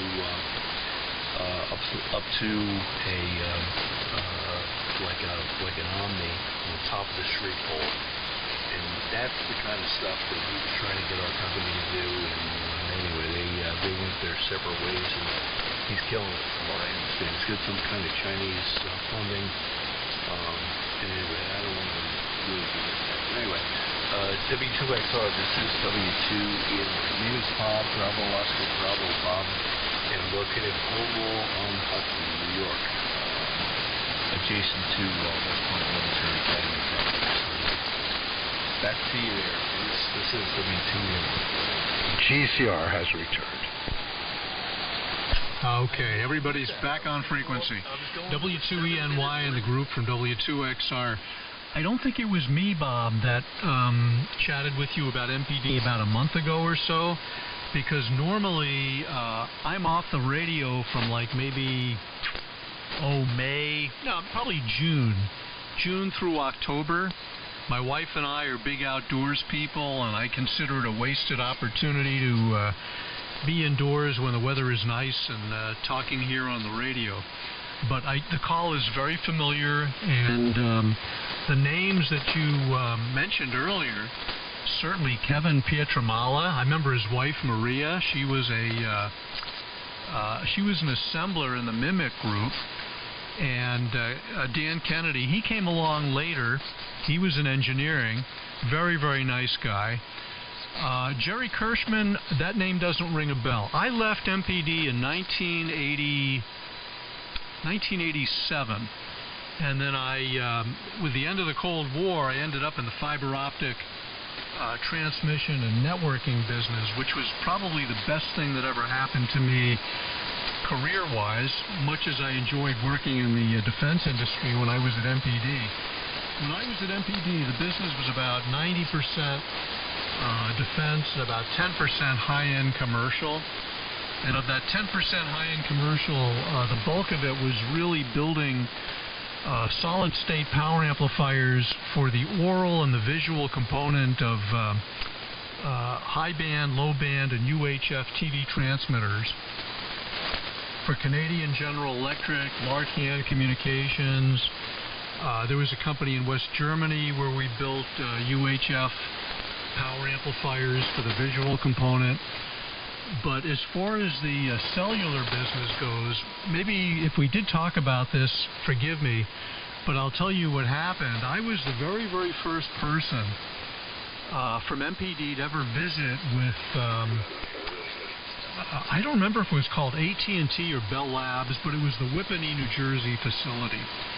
And I had gone there numerous times. And this was back around 1984, 1985, when they were really thinking about how to construct the cellular network, and specifically how to, what would they use for the major subsystems for the cellular telephony cell sites.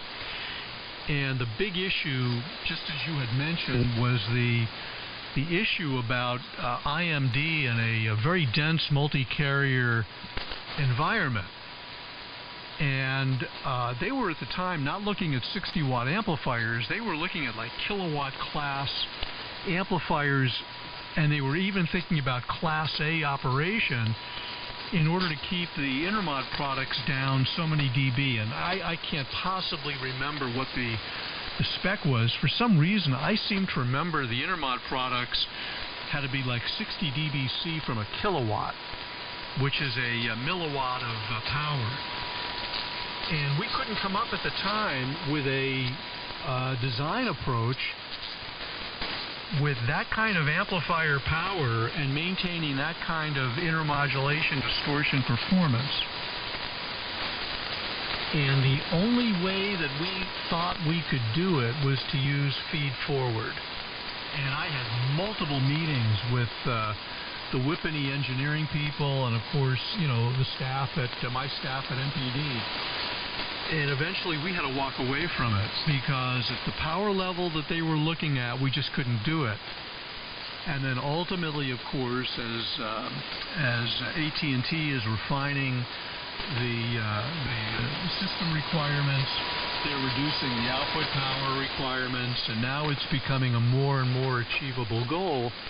But ultimately, the key was using feed forward. And I believe the class of operation that we ultimately ended up using was Class A. 60 watts of Class A RF is really not that difficult. We have been doing that for years at MPD, all the way up to, a standard product up to a gigahertz.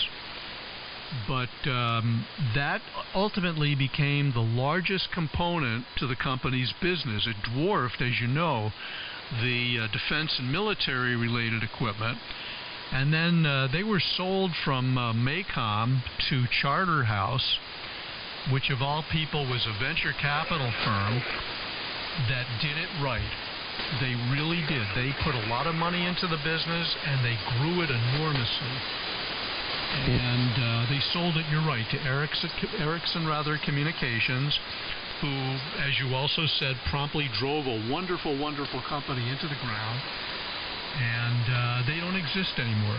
And I was talking with Frank, WA1GFZ, as I mentioned earlier, on Sideband this week. And Frank is a really big enthusiast of using high-power solid-state modules to achieve high power here on the amateur bands.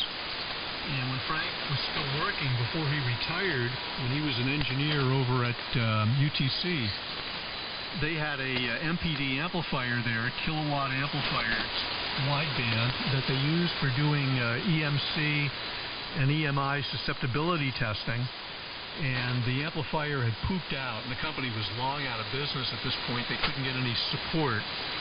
But Frank was able to go in there, and as I remember, he told me he fixed the thing. And I knew exactly what the model was. But that was the best job I ever had in terms of the quality of the people, the fascination I had with the technology. You knew you were constantly pushing the envelope. But I have to say, as far as money in my pocket, the fiber optic transmission and networking business, hands down, in every respect, was superior. So it was at the right point in my life. And I've been retired now from that industry for, it'll be 4 years in February.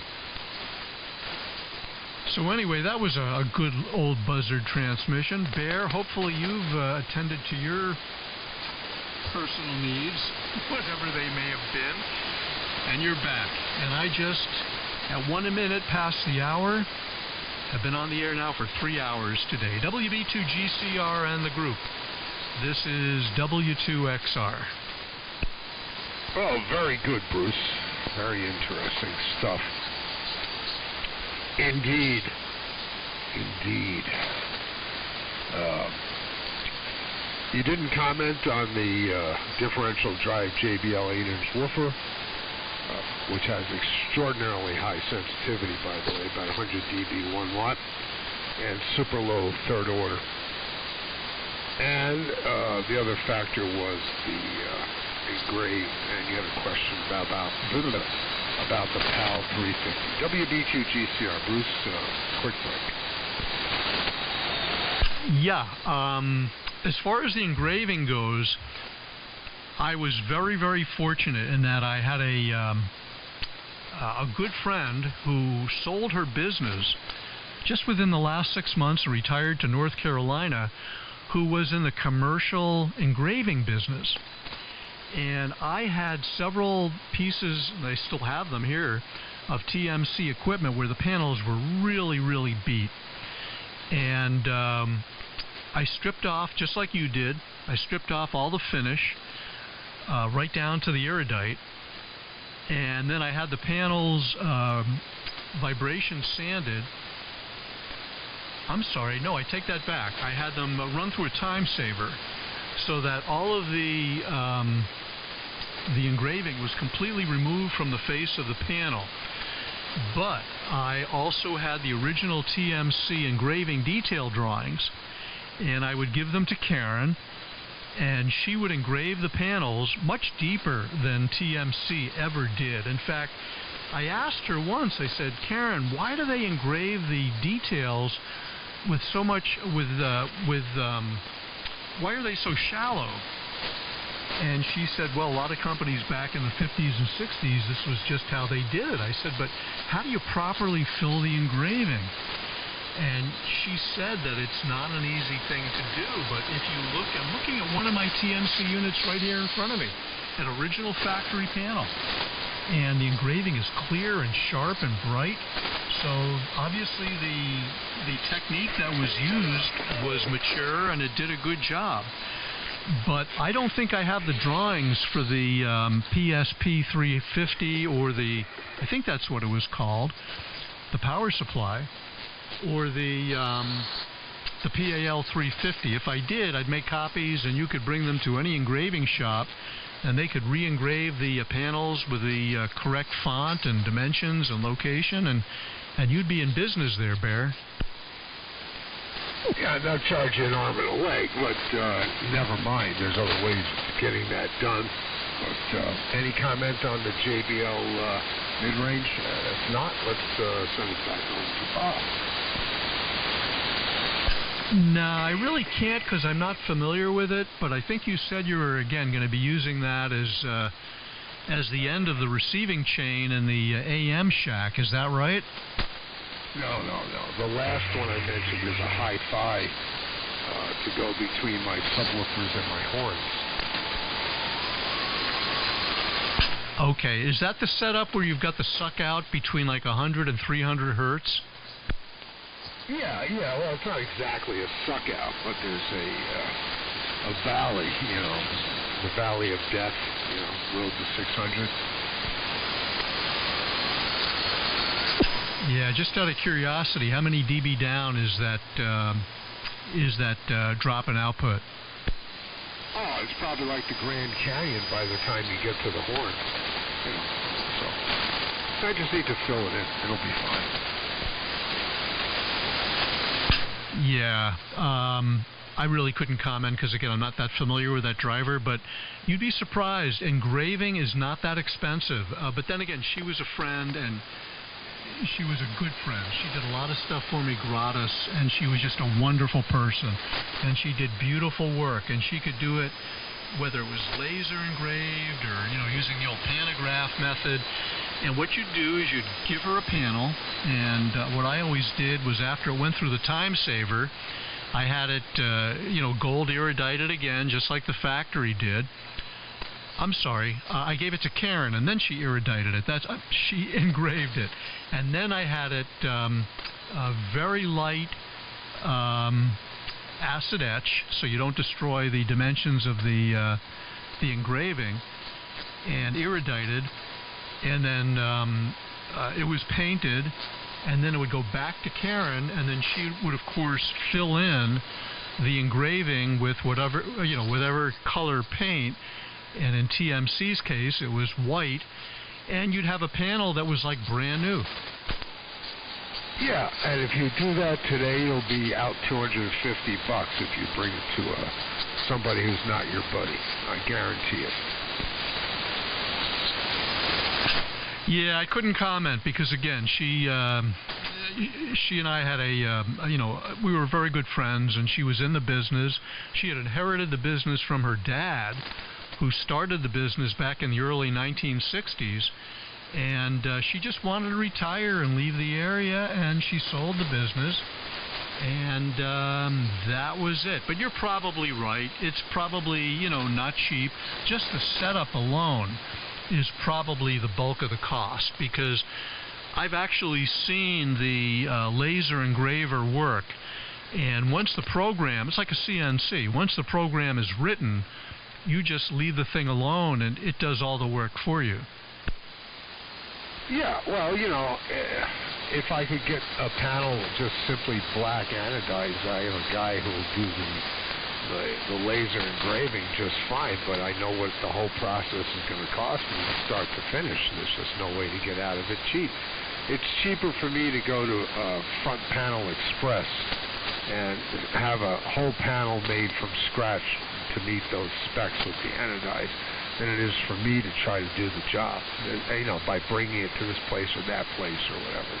By the time you're done with bringing it or shipping it, it's amazing. I mean, a power panel today is not cheap. Nothing's cheap if you're going to have it made, for real.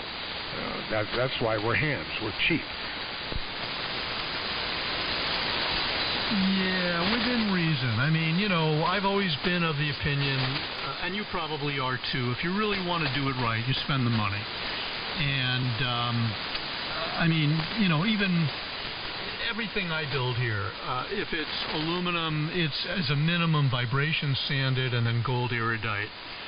But where the costs start to rapidly ramp up is once you start getting into paint.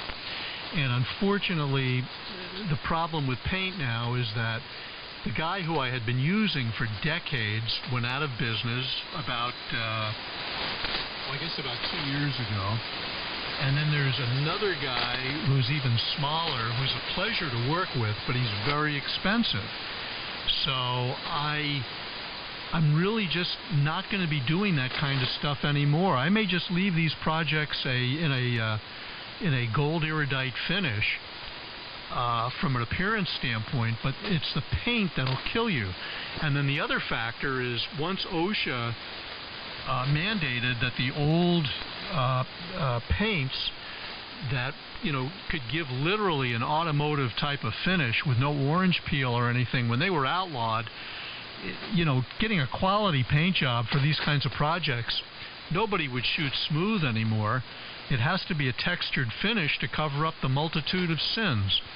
WB2GCR and the group from W2XR. But all that said, how are you going to achieve the marking or markings on that that newly manufactured panel from Panel Express? Oh, it'll come engraved. It'll come laser engraved or mechanically engraved if you wanted to do it. I'm not doing that. I'm going to fix this panel and use it. It's a friggin' power supply. I don't care. It'll be fine. It'll be good enough. Over to you, Bob. W2ENY. Let Bob fall asleep. Go ahead. Yeah, it's all good. I'm going to have to cut out a little bit. But anyway, I just want to pass on some remarks regarding the MPD side first. First, I can't find your story in my log, and that doesn't mean that I didn't write it down, because a lot of times I don't. Like today, I didn't even start a log. But anyway,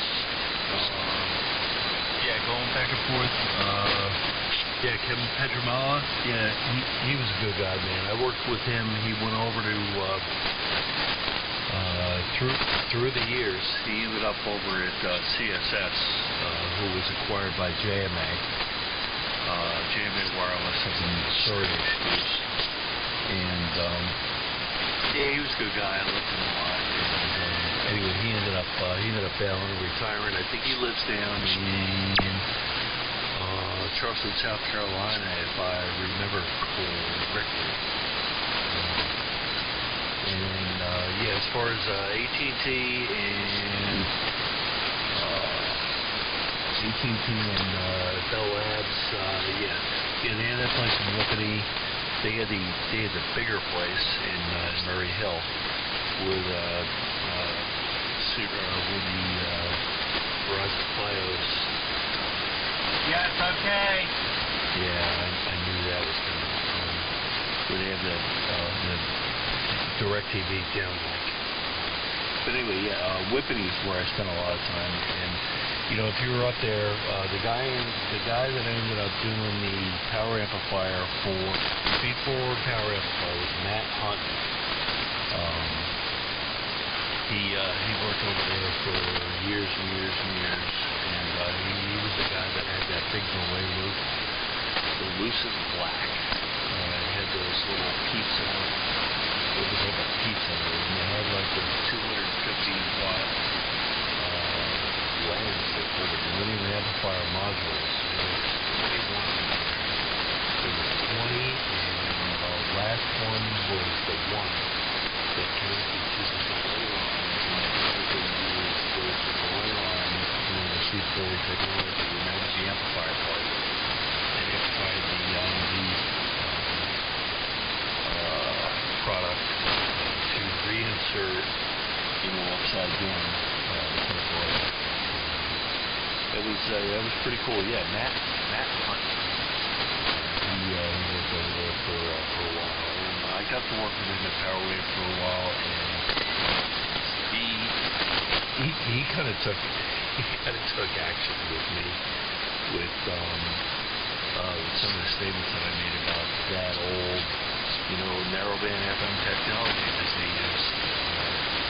And when CDMA came out, IS-95 with that 6-3 beat or 18 seat to average ratio, which you had up scuff in the back that wasn't nice.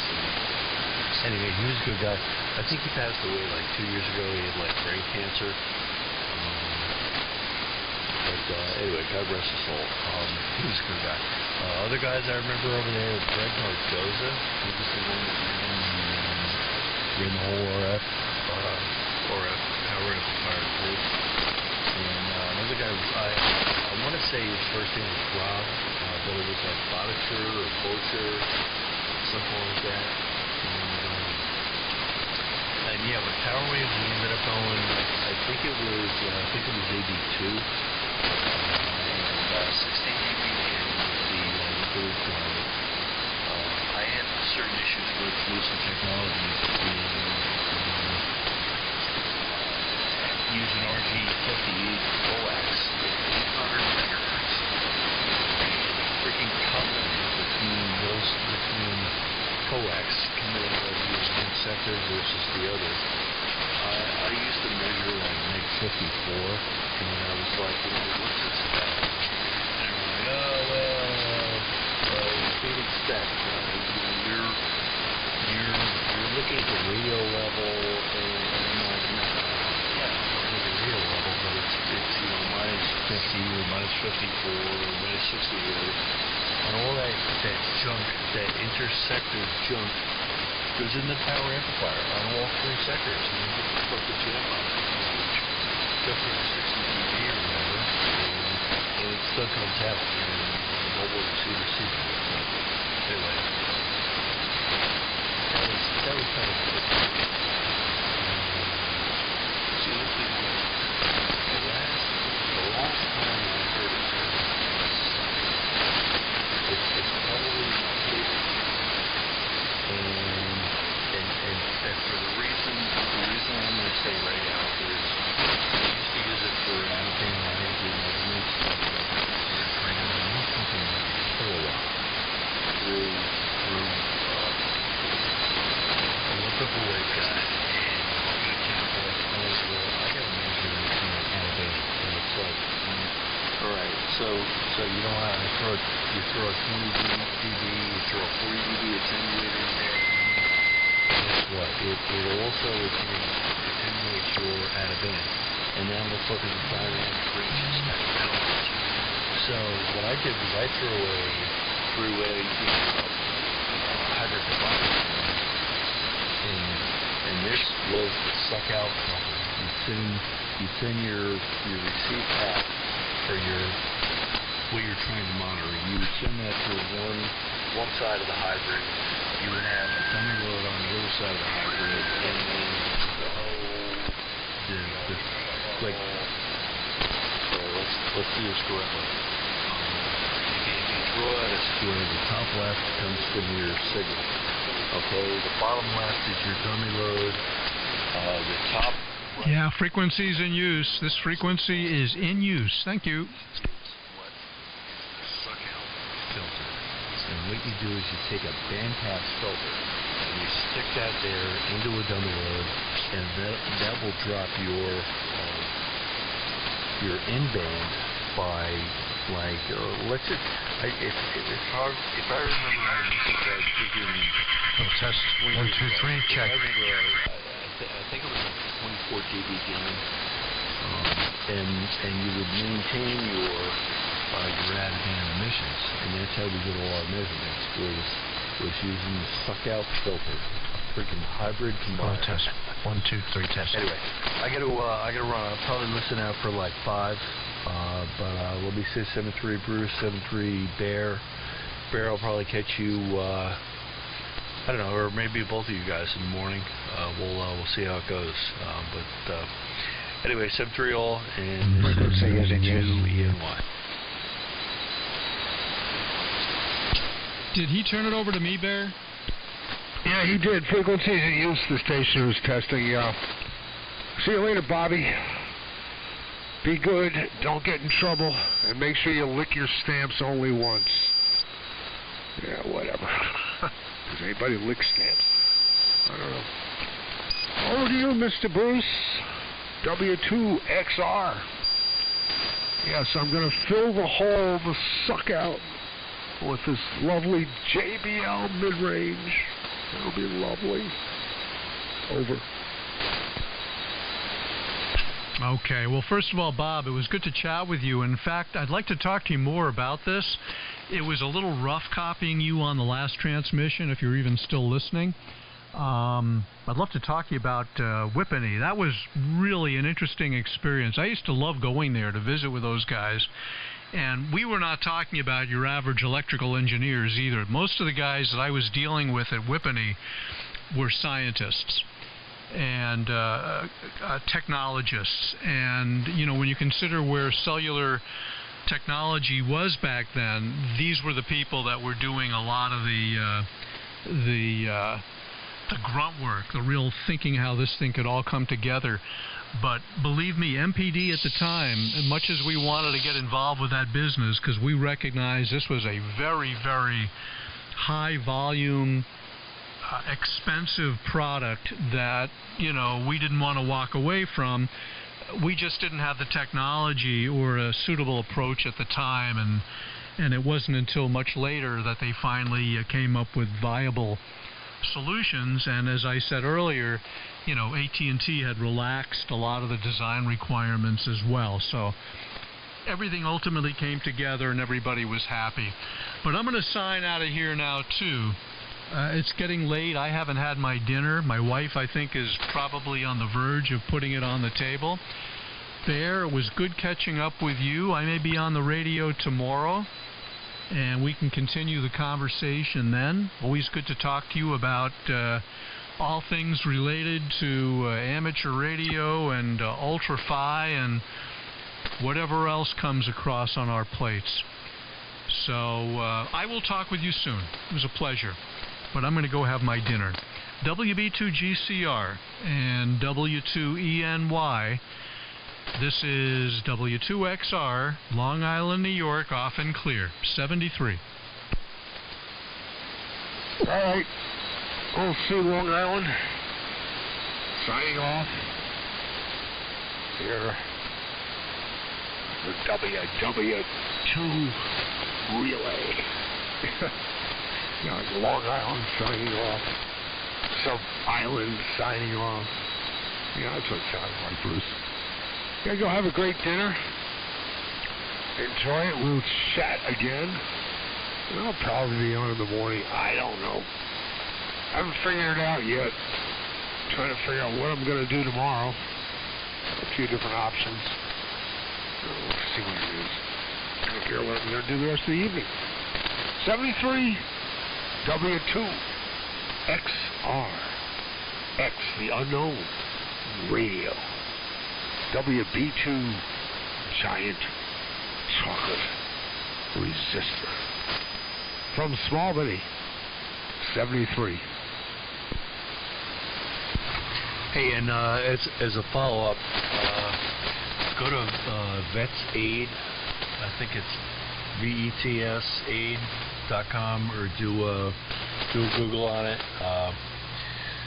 Joe Walsh is doing a benefit concert tonight at 8 o'clock, and it's $15, and you can watch it online. So anyway, that's where I'm headed.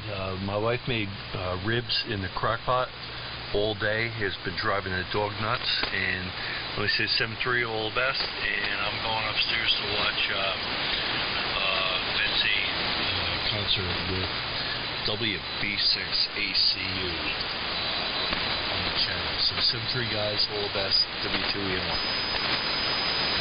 Oh, if he plays Funk 49 and Rocky Mountain Way. It's just a hello and goodbye to Bruce, W2XR. This is AB2KC, George on Long Island. I was going to jump in there when I heard MPD being mentioned, and if you're gone, you're gone. We'll talk to you again next time around. This is AB2KC, Long Island. Yeah, George, I'll stick around just for a couple of minutes because I really want to have dinner. I'm getting really, really hungry, but we haven't talked probably in a good 6 months, and if you were kind of reading the mail, Bob, W2ENY, was also talking about his MPD experience, not as an employee of the company, but as a customer. Pardon me. But it was a great, great, great company to work for, as I've said many, many times, and I had a lot of friends at that place, so I'm still in touch with to this day. And it was, if you were a ham radio operator, you couldn't have asked for a better job. AB2KC from W2XR. Yeah, very good, Bruce. W2XR, AB2KC, absolutely right. You know, I never did work for MPD. I think, if you recall, I know it's 6 months ago. I never did work for MPD, but I did work with many of the people that came from that era, and at various different companies. They ended up being sprinkled about all over the place. Some are at BAE, some of them are at CPI, you know, some at Comtech, you know. So each of those places that I've worked at, and 13 years at each one, and even Instruments for Industry, I had some people. I ran into all of those individuals, and being that I had that opportunity to hook up with those individuals, all great guys, all really, were very, very savvy, a lot of fun to talk to, and work with. And boy, I tell you, they were the greatest mentors around at the same time. So I had the fortunate opportunity to work with many of those bright engineering people. And over the years, you probably heard Walter Kaprowski and Bob Vikovich. There's a bunch of others. Dan Myers, he worked there and ended up at CPI. And I worked with all of them at different places at different times, but never did work at MPD. But yes, working in the high power, broadband EMC business, and a lot of what I did also was, of course, with electronic warfare, military avionics. I mean, everything. I mean, it was just a great career and I've been very fortunate, like I said, to be humbled by the experiences as well. But a lot of fun. I know you're on your way out and all like that, but I just thought I'd say all that and in hopes of maybe rekindling in memory on what we might have said back 6 months ago. So W2XR, AB2KC. Yeah, you mentioned the same exact names you mentioned last time. Bob Vikovich, who I believe is retired at this point, and hopefully he's still with us. He was a very heavy cigarette smoker. Very quiet, very humble, very, very, very methodical and thorough engineer. Walter Kaprowski was much more of a character. I liked Walter a lot. I worked very closely with Walter. Walter was more of a managerial type guy, really not a... Started originally, as I remember, as a benchman when the company first got started, when they were in Plainview, and worked his way up to basically running all of production test, and even engineering R&D as well. Another great guy. I saw Walter about maybe 4 or 5 years ago. Just bumped into him by coincidence, and that was a great experience. I think we spoke about Lou Scanapico, another great guy, big model train enthusiast. George Flanagan, who I'm still in touch with, who was in charge of mechanical engineering. Sam Klein, who was the vice president of sales and marketing, who I spoke to over the summer. Keep meaning to give him a call. And then a lot of the guys, I shouldn't say a lot, but a number of the guys that were really instrumental in terms of starting the business and growing that company to the size that it became are unfortunately no longer with us. But I don't know if you caught this before, George. That was the best job I ever had in terms of the quality of the people, the number of friends I had, the working environment, the technology, the fact that, it was almost like going to work for fun. How many people can make that kind of a claim about their employment? But with the end of the Cold War, and I made the transition again into the fiber optic transmission and networking business, completely different way of doing business, completely different engineering mindset, but much, much more lucrative. And of course, at that stage of my life where retirement was about 25 years away, it became important. So I was very lucky in my career, George, and I think you probably feel the same way. We always had steady employment, didn't have to move to change jobs. There was always lots of good companies, interesting work here on Long Island, and was able to have a nice retirement from it, so it all worked out well. AB2KC from W2XR. Yeah, very good, Bruce. W2XR, AB2KC. Yeah, you mentioned Sam Klein. I had contact with him over the last summer, actually, somehow, and even last year. Somehow we hooked up. Somebody had given me his number, and although I've never worked for him or with him, he somehow knew of me because of all these cross connections between all these other individuals already previously mentioned that all, of course, knew him, and they knew me too, you know, because I was everywhere. And so anyway, Sam calls me up after a short conversation on the internet, and he has these pieces of equipment he wants me to look at for him. He ended up collecting a couple generators and spectrum analyzers, and a lot of them were just, you know, bench queens that broke down and never got fixed and calibrated. He was wondering if I was able to work on them. So I went over there and I met with him, and it was like our first meeting. Even after kind of being connected in some crazy fashion over 30 years, that he knew people that I knew, and although we never really hooked up, we did finally hook up. And so I got a couple pieces over here I'm working on to try to get one to work out of three. He's got a couple of the same make and model, you know, and they're all busted, so I'm trying to help him out and get that going, but it's been slow going. But anyway, he's still fine. As far as I know, I haven't talked to him now in a few months since I've been over there, but anyway, yeah, a lot of guys, a whole lot of guys. Yes, Lou, with the trains, I got into trains, and we were comparing stuff. He was into a lot of the really, really old stuff, trains. I mean, I'm not talking about a regular post-war Lionel. He had pre-war stuff and all kinds of things like that. So he was always a fun character to talk about trains with and that. But yeah, all those guys. Yeah. Walter, yeah, definitely he went down the managerial thing over at Comtech, you know, and he was a great guy to work for. I remember seeing the long face on him when I told him I was moving on. But I haven't seen him since, actually, so it's kind of funny you ran into him. And hopefully if you do run into him again for any reason, you mention my name and say hi, you know, pass my regards on to him. Yeah, I don't think anybody knows whatever happened to Bob Vukovich. He sort of retired and went off. Yeah, nobody knows what happened. I don't know if he's alive or not. You know, but he was a great guy. I mean, he was a good mentor too. You know, anybody, like you say, it was a fun job to go to.